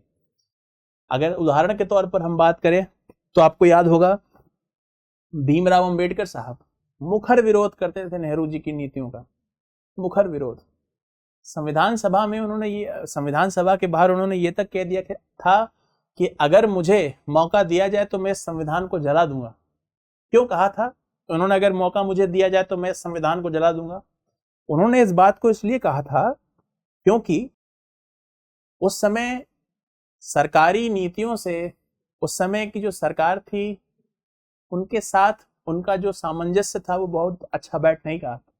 उन्होंने ये कहा था कि कितना भी अच्छा संविधान आप बना दीजिए वो खराब संविधान होगा, कितना भी खराब संविधान आप बना दीजिए वो अच्छा संविधान हो जाएगा। जो सरकार बुलाई जा रही है उसको निर्धारित करना है कि संविधान की आशाओं के हिसाब से चलना है कि किसके हिसाब से चलना है। अगर हम एक बहुत अच्छा संविधान बना दें और सरकार उसके हिसाब से नहीं चल रही तो वो संविधान फेल हो जाएगा। और अगर हम बहुत ही खराब संविधान बना दें और सरकार जनता की आशाओं और आकांक्षाओं के हिसाब से चल रही है तो उस संविधान की भी कहीं ना कहीं जीत हो जाएगी। और ऐसी बात है भी, जो लोग बुलाए जा रहे हैं कार्य करने के लिए उनका रोल सबसे बड़ा होता है। और कहीं ना कहीं ये बात उन्होंने इसलिए कही थी कि आलोचना थी। कोलंबिया यूनिवर्सिटी के वाइस चांसलर साहब ने चिट्ठी लिख करके नेहरू जी को कहा था कि अंबेडकर साहब को अपने मंत्रालय में भेजिए। इसके साक्ष्य आपको मिलते हैं बहुत सारी, अगर आप किताबें पढ़ेंगे तो इसके साक्ष्य बखूबी मिलते हैं। इतने बुद्धिजीवी अंबेडकर के बारे में अगर हम साधारण तरीके से बात करें तो अंबेडकर भारत के संविधान सभा के जो प्रारूप समिति थे उसके अध्यक्ष थे। अंबेडकर के बारे में अगर हम बात करें तो अंबेडकर ने इंडिपेंडेंट लेबर पार्टी एक प्रकार से भारत के अंदर गठित करी। एंटी कास्ट मूवमेंट अंबेडकर साहब ने भारत के अंदर चलाया, देश के अंदर। एंटी कास्ट मतलब जाति प्रथा के विरोध में उन्होंने चलाया। शेड्यूल कास्ट फेडरेशन का गठन उन्होंने अंबेडकर साहब ने किया। इन्होंने रिपब्लिकन पार्टी की नींव रखी भारत के अंदर। अंबेडकर साहब, अगर हम अंबेडकर साहब के बारे में बात करें तो वायसरॉय के एग्जीक्यूटिव काउंसिल के मेंबर थे द्वितीय विश्व युद्ध के समय। तो ये थे साहब हमारे अंबेडकर साहब। तो इनके बारे में ऐसे ऐसे लोग विरोधाभास के बीच में बहुत शानदार व्यक्तियों को उस समय की कांग्रेस सरकार ने अपने अपने मंत्रिमंडल में कहीं ना कहीं शामिल किया। मौलाना अबुल कलाम आजाद को साहब मंत्री बनाया, अमृता कौर को मंत्री बनाया, स्वास्थ्य मंत्रालय दिया, शिक्षा मंत्री उनको दिया, कलाम साहब को, आजाद साहब को। तो ऐसी व्यवस्था कहीं ना कहीं भारत के अंदर स्थापित करी गई थी उस दौरान। तो इस पूरी परिस्थिति को अगर हम देखें तो ऐसा भारत के अंदर इन पूरी व्यवस्थाओं को अगर हम ध्यान में रखें तो ऐसा नहीं कह सकते कि भारत का जो चुनाव था वो किसी भी प्रकार का लोकतांत्रिक चुनाव नहीं था। बहुत सारे राजनीतिक दल इसके अंदर थे, बहुत सारे राजनीतिक पार्टियां इसके अंदर थीं जो चाहती तो इस राजनीतिक चुनावों का मुखर विरोध कर सकती थी और वो किसी भी प्रकार से इस चुनाव को नहीं मान सकती थी। उनको लगता था कि ये चुनाव देश के हित में नहीं है, लेकिन शांतिपूर्ण तरीके से चुनाव उस दौरान किए गए। हमारे पास यह भी विकल्प था, खास करके अगर हम पुरानी बातों के ऊपर बातचीत करें तो हमारे पास यह भी विकल्प था कि हम, खास करके Congress as a political party, क्योंकि आप जानते हैं कि उस दौरान अंतरिम सरकार का गठन किया और प्रधानमंत्री हमारे जवाहरलाल नेहरू जी बने थे। तो लोगों ने कहा कि अभी कुछ समय तक अंतरिम सरकार को और चलने दीजिए, 10 साल और चलेगी, भारत के अंदर व्यवस्था मजबूत होगी, उसके बाद हम पहले चुनाव की तरफ जाएंगे। लेकिन हमारी सोच अलग थी। नेहरू जी ने ये कहा था कि देश के अंदर लोकतांत्रिक चुनाव देश में जरूरी है, लोकतांत्रिक आशाओं के आधार पर देश के अंदर सरकारें रहनी चाहिए। अगर हम उस दौरान उस परिस्थिति को देखें ध्यान से तो आप ये भी देखते होंगे, अच्छे से देखते होंगे कि बहुत सारे देश जो उपनिवेशवाद से आगे बढ़ रहे थे या आजादी की तरफ बढ़े, जैसे कि अगर हम मैक्सिको की बात करते हैं तो मैक्सिको के अंदर एक पॉलिटिकल पार्टी थी जिसका नाम था PRI। अगर हम इसके बारे में बातचीत करें तो लगभग 60 वर्षों तक चुनावी व्यवस्था में इस प्रकार की गड़बड़ी उन्होंने करी कि लगभग 60 सालों तक इनका शासन वहां पर रहा। 60 सालों तक कोई विपक्षी दल अगर खड़ा भी होता था तो या तो अपने मसल पावर से या तो मनी पावर से उसको दबा दिया जाता था, या तो चुनाव व्यवस्था में इस प्रकार से बदलाव ला दिए जाते थे ताकि PRI जो है वापस पुनः सत्ता में आ जाए। इनफैक्ट आज तक वर्तमान की स्थिति भी अगर आप देखें, आज तक वहां पर राजनीतिक दलों में, राजनीतिक जो हमारे लोग हैं, जो खास करके आम जनमानस है, वो यहां तक कहता है कि क्या कोई चुनाव सामान्य रूप से कराए जा सकते हैं? क्या ऐसे कोई देश है जहां पर बिना किसी भ्रष्टाचार के बिना कोई देश में चुनाव हो पाए? वहां आज तक लोगों का विश्वास चुनावी प्रक्रिया में बहाल नहीं हो पाया। ये बड़ा एक दुर्भाग्य की बात। तो अगर हम भारत की स्थिति देखें तो उस दौरान जो सत्ताधारी पॉलिटिकल पार्टी थी उसका दायित्व था और उसने उस दायित्व को कहीं ना कहीं निभाया। इस दौरान इस चर्चा को हम लोग ऐसे समझ सकते हैं। अगर हम आगे बढ़ें तो उस दौरान प्रमुख विपक्षी दल क्या थे? प्रमुख विपक्षी दल कौन कौन से थे देश के अंदर उस दौरान? सबसे पहला विपक्षी दल अगर हम बात करें, समाजवादी, सोशलिस्ट, जिसको हम लोग कहते हैं सोशलिस्ट पार्टी। इसका गठन कैसे होता है? तो इसका गठन 1934 में एक पॉलिटिकल पार्टी के रूप में कहीं ना कहीं होता है, और जो एक अधिक कट्टरपंथी और समतावादी कांग्रेस की मांग करने वाले युवाओं नेता जो हुआ करते थे उस दौरान, जिन्होंने एक समूह द्वारा अपने गुट को चला रहे थे और उनको लगा कि एक देश के अंदर एक कांग्रेस जो है वह पूंजीवाद का समर्थन कर रही है। कांग्रेस एक ऐसी पॉलिटिकल पार्टी है जो केवल और केवल पूंजीवाद को बढ़ावा दे रही है, बड़े बड़े उद्योगपतियों के साथ बैठक करके बड़े बड़े उद्योगपतियों के हितों का संरक्षण केवल करना चाहती है। तो समाजवाद के सिद्धांत पर, खास करके लोकतांत्रिक समाजवाद समाज के स्तर पर समाज को ध्यान में रख करके किसी क्लास में किसी भी प्रकार की विभाजन ना हो, समाजवाद की जो बात करने के लिए उस सोशलिस्ट पार्टी का गठन 1934 में कहीं ना कहीं होता है। और हम ये भी देखते हैं कि ये लोकतांत्रिक समाजवाद में विश्वास रखने वाली पॉलिटिकल पार्टी बनती है। इनको हालांकि बहुत ज्यादा चुनाव में सफलता नहीं मिलती है। इसका बहुत सारा कारण था। इसका एक कारण ये भी था क्योंकि कांग्रेस ने अपने आप को खुद ही सोशलिस्ट डिक्लेयर कर दिया था, समाजवादी डिक्लेयर कर दिया था। तो बहुत सारे जो नेता थे वो इससे कटने लगे थे।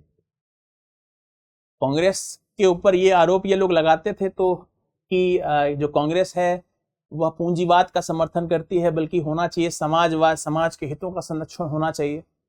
लेकिन अब जब कांग्रेस ने अपने उद्देश्य को खुद ही घोषित कर दिया कि हम समाजवाद की विचारधारा पर बिलीव करते हैं, तो इनका जो अस्तित्व था वो थोड़ा कमजोर होता हुआ दिख रहा था। बहुत सारे पॉलिटिकल पंडित, पॉलिटिकल लीडर जो थे इनके अलग होते हुए दिखते हैं। हम ये भी देखते हैं कि इन्हीं पॉलिटिकल पार्टी से बहुत सारे ग्रुप निकल करके आते हैं, बहुत सारे राजनीतिक दल निकल करके आते हैं, जिसको हम किसान मजदूर प्रजा पार्टी, प्रजा सोशलिस्ट पार्टी, संयुक्त सोशलिस्ट पार्टी, समाजवादी पार्टी, राष्ट्रीय जनता दल, जनता दल यूनाइटेड, जनता दल सेक्युलर, ये सारी सोशलिस्ट विचारधारा से अपनी एक प्रकार से अपनी नींव कहीं ना कहीं रखते हैं आगे चल करके। तो इसमें बहुत सारे शानदार व्यक्तित्व के इंसान, खास करके जयप्रकाश नारायण, अच्युत पटवर्धन, अशोक मेहता, आचार्य नरेंद्र देव, राम मनोहर लोहिया, SM जोशी जैसे बुद्धिजीवी लोग कहीं ना कहीं इस पॉलिटिकल पार्टी में हुआ करते थे। तो यह एक प्रमुख पॉलिटिकल पार्टी के रूप में थी उस दौरान। उसके साथ ही कम्युनिस्ट पार्टी ऑफ इंडिया, जिसको हम लोग भारतीय कम्युनिस्ट पार्टी कहते हैं। हालांकि इस पॉलिटिकल पार्टी में का जो ऑब्जेक्टिव है वो भी सोशलिज्म है। यानी जैसे अगर हम बात करें तो ध्यान से अगर इनकी पूरी बात अगर समझें तो यह भी समाजवाद की बात करते हैं, लेकिन इनके समाजवाद में और उनके समाजवाद में बहुत अंतर है। ये पूर्ण रूप से क्लासलेस सोसाइटी की भारत के अंदर बात करते हैं कि किसी भी प्रकार का क्लास होना ही नहीं चाहिए। समाजवादी जो सोशलिस्ट पार्टी थी उनको कहा था क्लास हो, लेकिन क्लासों के बीच में भेदभाव ना हो। पूंजीवाद का पुरजोर विरोध इनके तरफ से। और अगर हम बात करें तो सोशलिज्म का जो कॉन्सेप्ट भारत के अंदर जो नेहरूवियन लेगेसी के दौरान आया, वो एक प्रकार से मिश्रित कॉन्सेप्ट था। समाजवाद और पूंजीवाद से मिलता जुलता कॉन्सेप्ट एक प्रकार से था। तो अगर हम बात करें, ये समाजवाद की बात तो करते हैं, तो इनका जो समाजवाद है वो साम्यवादी विचारधारा क्यों कहलाता है? इसलिए कहलाता है क्योंकि यह पूरी तरीके से क्लासलेस सोसाइटी की बात हमारे देश के अंदर वैश्विक रूप से करते हैं। इसके बारे में, अगर इसकी उत्पत्ति की बारे में बात करें, साम्यवादी विचारधारा की सोच किस प्रकार से हुई, तो एक बहुत बड़े बुद्धिजीवी हैं कार्ल मार्क्स, जिन्होंने जब औद्योगिक क्रांति यूरोप के अंदर आ रही थी और पूंजीवाद का एक पुरजोर विरोध यूरोप के अंदर हो रहा था, तो उन्होंने एक कम्युनिस्ट मैनिफेस्टो जारी किया था कार्ल मार्क्स ने, जिसके अंदर से साम्यवाद की विचारधारा पुरजोर तरीके से एक प्रकार से प्रशस्त रूप से लिखी गई है उसके अंदर, मैनिफेस्टो ऑफ कम्युनिज्म। और वह मैनिफेस्टो जो था वो उसी विचारधारा से बात करता है और कहता है कि देश अगर राज्य में राष्ट्र हित करना है तो क्लासलेस सोसाइटी बनानी पड़ेगी, पूंजीवाद का पुरजोर विरोध। और हम आगे चल करके ये भी देखेंगे कि विश्व जो है वो पूंजीवाद और साम्यवादी विचारधाराओं के आधार पर दो गुटों में किस प्रकार से बढ़ता है, और भारत उसमें एक नया मॉडल प्रस्तुत करता है समाजवाद का। तो उसके बारे में भी हम अच्छी खासी चर्चा उस दौरान करेंगे। तो ये एक पूरी की पूरी चर्चा है। इसने देश के समस्याओं के समाधान के रूप में समाजवाद की वकालत की और हिंसक विद्रोह को प्रोत्साहित, एक प्रकार से इनको लगा था कि किसी भी तरीके से समाजवाद को स्थापित करना चाहिए, क्लासलेस सोसाइटी बनानी चाहिए किसी भी तरीके से। हम ये भी देखेंगे कि खास करके इनको ये लगने लगा था उस दौरान, पहले तो ये Congress as a political party से बड़ा समर्थन करते थे, लेकिन 1941 में इन्होंने ब्रिटेन में नाजी के खिलाफ ब्रिटिश युद्ध के प्रयासों का समर्थन करने का फैसला किया। यानी कि कांग्रेस के भीतर तो काम किया, लेकिन नाजी के खिलाफ, यानी कि जो जर्मन्स थे उनके खिलाफ ब्रिटिश युद्ध के प्रयासों का समर्थन करने का फैसला किया। तो उस दौरान कांग्रेस से इनकी कहीं ना कहीं खटास हमको देखने को मिलती है। इनका उद्देश्य बोल्शेविक रिवॉल्यूशन 1920 के दशक से इनको इंस्पिरेशन मिलती है। जो युवा लोग हुआ करते थे उस दौरान, उनको यहाँ से इंस्पिरेशन मिल करके इन्होंने कम्युनिस्ट विचारधारा को कहीं ना कहीं अपनाने का स्वप्न देखा। तो प्रमुख व्यक्तियों में से एक गोपालन है, आप जानते होंगे कम्युनिस्ट नेताओं में से एक प्रमुख नेता थे। तो कौन कौन से राज्य इन जगहों पर, खास करके इनका जो संगठन था वो किन राज्यों में फैला था, खास करके इनका मुख्य क्षेत्र आंध्र प्रदेश, पश्चिम बंगाल, बिहार और केरल था। 1964 में चीन और यूएसएसआर के बीच वैचारिक दरार के कारण यह भी कहीं ना कहीं विभाजित होते हैं। 1964 में प्रो सोवियत वाला जो तबका था वो सीपीआई कहलाता है, और जो बचा हुआ तबका है वह सीपीआईएम कहीं ना कहीं कहलाता है। तो कौन कौन से संबंधित व्यक्ति थे? ईएमएस नंबूदिरीपाद, आप जानते हैं, जो मुख्यमंत्री बनाए गए थे। पीसी जोशी, अजय घोष, सुंदरैया और ए गोपालन, आप जानते हैं अच्छे तरीके से। तो फिर पॉलिटिकल पार्टी आती है भारतीय जनसंघ। वर्तमान में जो भारत में जो केंद्रीय सत्ता दल है वो इस राजनीतिक दल से कहीं ना कहीं बड़ा ही प्रभावित है, और हम कह सकते हैं कि उसी का एक एक्सटेंशन रूप है भारतीय जनसंघ का। भारतीय जनसंघ के फाउंडर जो थे, संस्थापक अध्यक्ष जो थे, श्यामा प्रसाद मुखर्जी थे। आपने ये नारा बहुत बार सुना होगा, जहां हुए बलिदान मुखर्जी वह कश्मीर हमारा है, वह कश्मीर हमारा है। तो ऐसे नारे जो राष्ट्रवादी पार्टी ने एक प्रकार से लगाए हैं, और देश के अंदर ये नारे बड़े चर्चित भी थे। तो वास्तविकता में इनका बहुत बड़ा योगदान कहीं ना कहीं भारत के अंदर होता है। अगर हम भारत के लोकतांत्रिक इतिहास के बारे में बात करें तो उस दौरान श्यामा प्रसाद मुखर्जी ने, आज जब हम अनुच्छेद 370 को हटाने पर भारत के अंदर इस बात की बात करते हैं कि भारत के अंदर एक विधान, एक प्रधान और एक निशान हो गया है, तो उस दौरान इन्होंने कहा था कि देश के अंदर 2 निशान, 2 विधान और 2 प्रधान नहीं चलेगा। उसका विरोध किया था। भारत के अंदर अपना झंडा लेकर के ये कश्मीर की तरफ बढ़े थे। हिरासत किया था, हिरासत में जेल के अंदर इनकी दुर्भाग्यपूर्ण परिस्थिति में इनकी मौत हो जाती है। तो श्यामा प्रसाद मुखर्जी ने इस पार्टी की कहीं ना कहीं नींव रखी थी। और अगर हम इसके बारे में बातचीत करें तो इसका जो मूल रूप है, इनकी जो मूल रूप है, इनको स्वतंत्रता से मिलती है। और खास करके जो राष्ट्रीय स्वयंसेवक संघ और हिंदू महासभा से जो जुड़े हुए लोग, जो तबके थे, उनके विचारधारा से प्रेरित होकर के भारतीय जनसंघ की कहीं ना कहीं स्थापना एवं नींव रखी जाती है। इनका आदर्श है एक देश, एक संस्कृति, एक राष्ट्र पर विचार किया जाना चाहिए, और व्यवस्था ऐसी होनी चाहिए कि भारत को किसी देश की जरूरत नहीं है। पश्चिमी सभ्यताओं को हम लोग क्यों केंद्रित हों, पश्चिमी सभ्यताओं को क्यों हम लोग माने। भारत की संस्कृति में अपनी ही एक ऐसी आस्था है, भारत की संस्कृति की एक ऐसी अपनी एक पृष्ठभूमि है कि वैश्विक स्तर पर भारत दुनिया का नेतृत्व कर सकता है अपनी ही संस्कृति के बदौलत। ये इनकी कहीं ना कहीं विचारधारा थी उस दौरान। और आज अगर हम इसके बारे में बात करें तो इनका अपना स्वप्न था कि भारतीय संस्कृति और परंपराओं के आधार पर देश पर आधुनिकीकरण, प्रगतिशीलता और देश राष्ट्र मजबूत होगा। ये कहते थे कि परमाणु परीक्षण करना जरूरी है, परमाणु हथियार देश को बनाना चाहिए, न्यूक्लियर डेवलपमेंट जरूरी है देश के लिए। देश सशक्त रहेगा, देश अगर सशक्त नहीं होगा तो विश्व का कोई भी देश हमारे ऊपर आक्रमण कर सकता है। इस विचारधारा को कहीं ना कहीं मानने वाले व्यक्ति हुआ करते थे।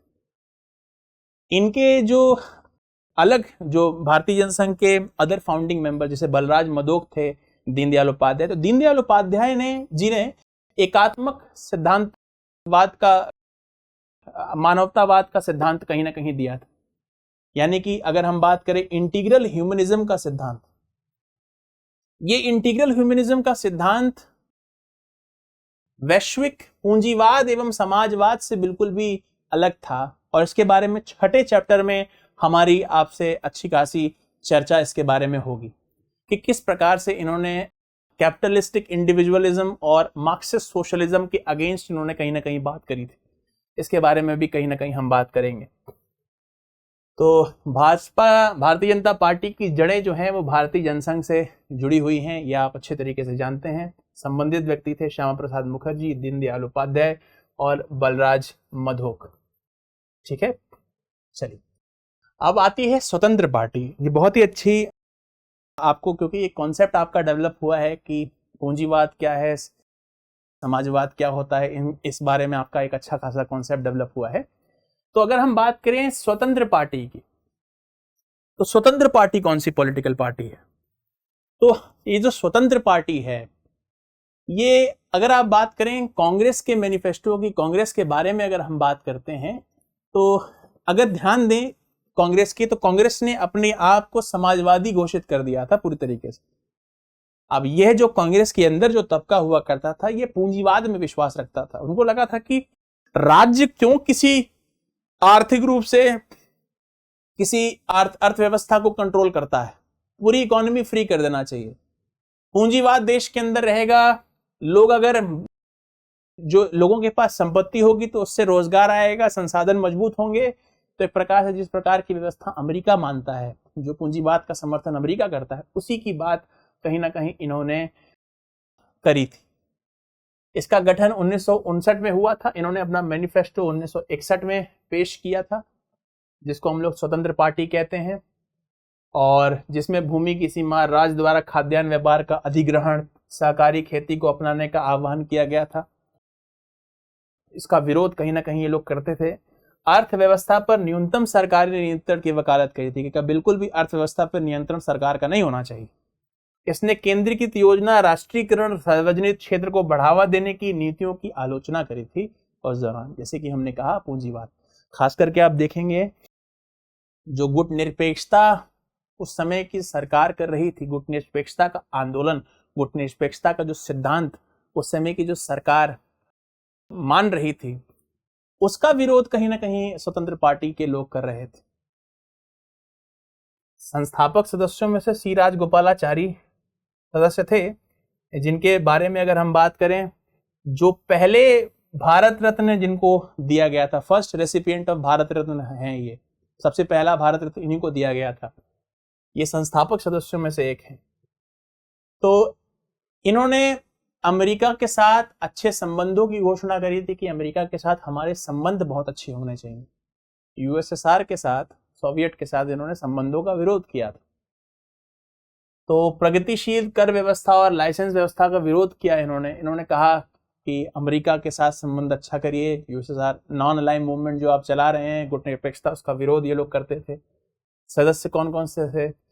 सी राजगोपालाचारी, के.एम. मुंशी, एन.जी. रंगा, मीनू मसानी, ऐसे ऐसे लोग कहीं ना कहीं यहाँ पर हुआ करते थे। आइए, तो हमने किन बारों में चर्चा करी? हमने लगभग आपसे अधिकांश बातों पर चर्चा करी। किस तरीके से Congress as a political party का गठन होता है, कांग्रेस का प्रभुत्व किस प्रकार से था, कांग्रेस की विचारधारा थी, कैसे हमने लोकतांत्रिक चुनाव करवाए, first pass the post system यानी सर्वाधिक मत वाला विजेता क्या होता है, चुनाव किस प्रकार से कराई जाती है, अच्छी खासी चर्चा हमने करी। कैबिनेट मिशन का दस्ता 24 मार्च 1946 को आता है। प्रारूप समिति के अध्यक्ष कौन थे, हमने सब के बारे में अच्छी खासी चर्चा कहीं ना कहीं करी थी। तो चलिए कुछ प्रश्न के बारे में देखते हैं और प्रश्न को हल करने की कोशिश करते हैं। मैं उम्मीद करता हूं कि आप स्क्रीन अपनी पॉज करेंगे, कॉपी के अंदर इसको लिखेंगे और तुरंत ही सॉल्व करेंगे। चलिए शुरू करते हैं साहब। सबसे पहला, भारत का संविधान कब लागू हुआ था? बताने की जरूरत नहीं है, सीधे के सीधे आप मार सकते हैं 26 जनवरी 1950। भारत के पहले मुख्य चुनाव आयुक्त कौन थे जिन्होंने चिट्ठी भी लिखी थी? बताने की जरूरत नहीं है, इनका नाम है सुकुमार सेन, मुख्य निर्वाचन जो आयुक्त थे। भारत निम्नलिखित कथनों में विचार कीजिए। भारत के चुनाव आयोग की स्थापना जनवरी 1950 में हुई थी। देश का पहला आम चुनाव 1950 में हुआ था। पहले आम चुनाव को 2 बार टाला गया था। तो ये सही है, ये आप जानते हैं गलत है, और ये भी सही है। तो प्रथम केवल पहला और तीसरा उत्तर होगा। मुझे उम्मीद है कि आपने यह सही उत्तर दिया होगा। चौथा, भारत में पहले आम चुनाव में किस राजनीतिक दल ने बहुमत हासिल किया था? बताने की जरूरत नहीं है, स्क्रीन पर आप उत्तर दे सकते हैं डायरेक्टली देख करके। कांग्रेस। अगर हम बात करें 1957-1962 में हुए दूसरे और तीसरे आम चुनाव के संदर्भ में, तो निम्नलिखित कथनों पर जरा विचार करिए। दोनों चुनावों में कांग्रेस पार्टी ने लोकसभा में 3/4 सीटें जीती थी। बिल्कुल सही बात है। कोई भी विपक्षी दल कांग्रेस द्वारा जीती गई सीटों का 10वां हिस्सा भी नहीं जीत सका था। ऐसा कांग्रेस का प्रभुत्व था। आप देखिए 389 और किस प्रकार से सीटें उनको मिल रही थी। तो दोनों ही स्टेटमेंट यहां पर भी सही है। तो 5वां सही है। केरल में 1957 में विधानसभा चुनाव में किस पार्टी ने जीता था? तो आप भारतीय कम्युनिस्ट पार्टी, आप जानते हैं ईएमएस नंबूदरीपाद जी मुख्यमंत्री बने थे, और फिर बाद में वहां पर राष्ट्रपति शासन लगा दिया गया था। निम्नलिखित में से कौन समाजवादी पार्टी की शाखा नहीं है? किसान मजदूर प्रजा पार्टी, प्रजा सोशलिस्ट पार्टी, भारतीय communist party, United socialist party? मुझे नहीं लगता है कि आप एकदम आसानी से ऐसे प्रश्नों का उत्तर दे सकते हैं। बी आर अम्बेडकर के संबंध में निम्नलिखित में से कौन सा तथ्य सही है? जाति विरोध आंदोलन के नेता और दलितों का न्याय के लिए संघर्ष। बिल्कुल सही बात है। इंडिपेंडेंट लेबर पार्टी के संस्थापक। बिल्कुल सही है। द्वितीय विश्व युद्ध में दौरान वायसरॉय के कार्यकारी परिषद के सदस्य थे। बिल्कुल एग्जीक्यूटिव काउंसिल के मेंबर थे, मैंने बताया। तो तीनों ही सही है, ये भी आप अच्छे से कर पाएंगे। साधारण प्रश्न। निम्नलिखित में से कौन भारतीय कम्युनिस्ट पार्टी का नेता नहीं था? बताइए। K Gopalan, S A Dange, S Namboodiripad, Jayaprakash Narayan. Jayaprakash समाजवादी नेता थे। जयप्रकाश जी समाजवादी नेता थे, आप जानते हैं। भारतीय जनसंघ के संस्थापक अध्यक्ष कौन से? आप जानते हैं श्यामा प्रसाद मुखर्जी के बारे में भी हमने अच्छे तरीके से पढ़ा है। हालांकि पर्सनालिटी वाला सेक्शन हम लोग पढ़ेंगे आगे भी चल करके। स्वतंत्र पार्टी का गठन कब हुआ था? तो 62 में हमने आपसे 61 में हमने इसके बारे में कहा था कि मैनिफेस्टो पब्लिश किया था। 59 में इनका गठन हुआ था। पूंजीवाद को समर्थन देने वाली स्वतंत्र पार्टी थी। निम्नलिखित में से कौन स्वतंत्र पार्टी के नेता थे? आप जानते हैं सी राजगोपालाचारी स्वतंत्र पार्टी के नेता थे। पहली बार भारत रत्न भी इनको मिला था। 1952 में पहले आम चुनाव में लोकसभा के लिए एक साथ चुनाव शामिल थे। यानी लोकसभा के साथ किसका चुनाव एक साथ हो रहा था? बताने की जरूरत ही नहीं है, साधारण सा प्रश्न है। राज्य विधानसभा का चुनाव आप जानते हैं। पहले चुनाव में किस पार्टी ने दूसरी सबसे बड़ी लोकसभा सीटों पर जीत हासिल की? प्रजा सोशलिस्ट, भारतीय जनसंघ, भारतीय communist party, Bharatiya Janata party. तो पहले चुनाव में सबसे बड़ी लोकसभा सीटों पर जीत हासिल करी, मतलब दूसरी पार्टी कौन सी थी जिसने सबसे ज्यादा सीटें लाई? कम्युनिस्ट पार्टी थी। मैंने आपसे बात किया था इसके बारे में। 16 सीट। स्वतंत्र पार्टी के मार्गदर्शक सिद्धांतों में से एक था स्वतंत्र पार्टी, जो पूंजीवाद का समर्थन करती थी। राज्य नियंत्रण से मुक्त अर्थव्यवस्था, आपको मैंने बताया था। डायरेक्ट आंसर मैंने आपसे कहा था कि जब आपके कॉन्सेप्ट क्लियर हो जाएंगे तो आप सीधे प्रश्नों को देख करके ही सीधे उसका हल कहीं ना कहीं निकाल लेंगे। बड़ा सरल था ये भी। 1959 में केंद्र द्वारा कम्युनिस्ट सरकार को बर्खास्त किए जाने के समय केरल के मुख्यमंत्री कौन थे? ईएमएस नंबूदरीपाद, मैंने आपसे बताया था इसके बारे में। निम्नलिखित में से कौन भारत रत्न के पहले प्राप्तकर्ता थे? बताने की जरूरत ही नहीं है, सी राजगोपालाचारी। अच्छा, ये भी वही प्रश्न है, इसका भी उत्तर सी राजगोपालाचारी होगा, पहले प्राप्तकर्ता। सोशलिस्ट पार्टी का गठन कब हुआ? अब हमने आपसे इसके बारे में भी बातचीत करी थी कि समाजवादी पार्टी का गठन कब होता है। तो आपको याद होना चाहिए, इसके बारे में एक अच्छी खासी चर्चा करी थी कि समाजवादी पार्टी का गठन 1934 में कहीं ना कहीं होता है। हमने इसके बारे में आपसे बातचीत करी थी कि समाजवाद और किस प्रकार के समाजवाद की विचारधारा विभिन्न कांग्रेस के खेमों में लोकतांत्रिक समाजवाद की विचारधारा में बाद में कांग्रेस ने जब खुद ही अपने आप को समाजवादी घोषित कर दिया तो राजनीतिक दल यहाँ से कटने लग गए। 1934 इसका उत्तर होगा। भारत के पहले प्रधानमंत्री, आप तो इसको बिना देखे ही उत्तर दे देंगे, जवाहरलाल नेहरू जी। कांग्रेस सोशलिस्ट पार्टी के संस्थापक अध्यक्ष कौन थे? कांग्रेस सोशलिस्ट पार्टी, वही पॉलिटिकल पार्टी जिसको हम सोशलिस्ट पॉलिटिकल पार्टी भी कहते हैं। तो आप जानते हैं आचार्य नरेंद्र देव एक प्रमुख नेता थे जो कांग्रेस सोशलिस्ट पार्टी में थे, और उन्हीं में से इसका उत्तर है। स्वतंत्र भारत के पहले कैबिनेट में शिक्षा मंत्री कौन थे? अभी जस्ट मैंने बताया, मौलाना अबुल कलाम आजाद के बारे में बताया, राजकुमारी अमृत कौर के बारे में बताया, संविधान सभा के अंदर मौजूद थी जो शिक्षा मंत्री। तो आप जानते हैं, तो शिक्षा मंत्री ये थी। स्वास्थ्य मंत्री अमृत कौर, मैंने आपको इनके बारे में बातचीत करी थी। स्वास्थ्य मंत्री 57 तक अमृत कौर रही थी, राजकुमारी अमृत कौर। संविधान सभा में आपने 11वीं क्लास में पढ़ा, कुल 15 महिलाएं सदस्य हुआ करती थी उस दौरान, ये भी आप जानते हैं। सोशलिस्ट पार्टी की विचारधारा क्या थी? समाजवादी विचारधारा क्या थी? लोकतांत्रिक समाजवाद, बताया था मैंने अभी आपको। साधारण उत्तर डेमोक्रेटिक सोशलिज्म। समाजवादी पार्टी की उत्पत्ति निम्नलिखित में से किससे हुई थी? तो समाजवादी पार्टी की उत्पत्ति, भारत के अंदर जो अभी वर्तमान में समाजवादी पार्टी है उसकी उत्पत्ति किससे हुई थी? सोशलिस्ट पार्टी से हुई थी। सोशलिस्ट पार्टी कांग्रेस पार्टी से हुई थी। तो उत्तर आपको साधारण तरीके से दे सकते हैं आप। संविधान सभा की प्रारूप समिति के अध्यक्ष कौन थे? B.R. अम्बेडकर। लेकिन प्रारूप बनाया किसने था? B.N. राव। भारत के तरफ से भेजे जाने वाले अंतर्राष्ट्रीय न्यायालय में प्रतिनिधित्व कर रहे व्यक्ति भी वही थे। संविधान सभा के संवैधानिक सलाहकार भी वही थे, B.N. राव। B.R. अम्बेडकर ने यहां तक कहा था कि जितना श्रेय आप मुझे देते हो उतना ही श्रेय B.N. राव साहब को भी दीजिए। तो B.R. अम्बेडकर के बारे में हम बात करते हैं। तो इंडिपेंडेंट लेबर पार्टी के संस्थापक, अभी मैंने बताया SC federation, independent labour party, और फिर मैंने बताया रिपब्लिकन पार्टी में इनका योगदान अच्छा खासा था, तो इसके बारे में भी चर्चा करी थी। अनुसूचित जाति संघ के संस्थापक कौन थे? SC फेडरेशन की बात कर रहा है, वो भी B.R. अम्बेडकर ही थे। लास्ट प्रश्न, इंस्टीट्यूशनल रिवोल्यूशनरी पार्टी ने निम्नलिखित में से किस देश में सत्ता का प्रयोग किया था?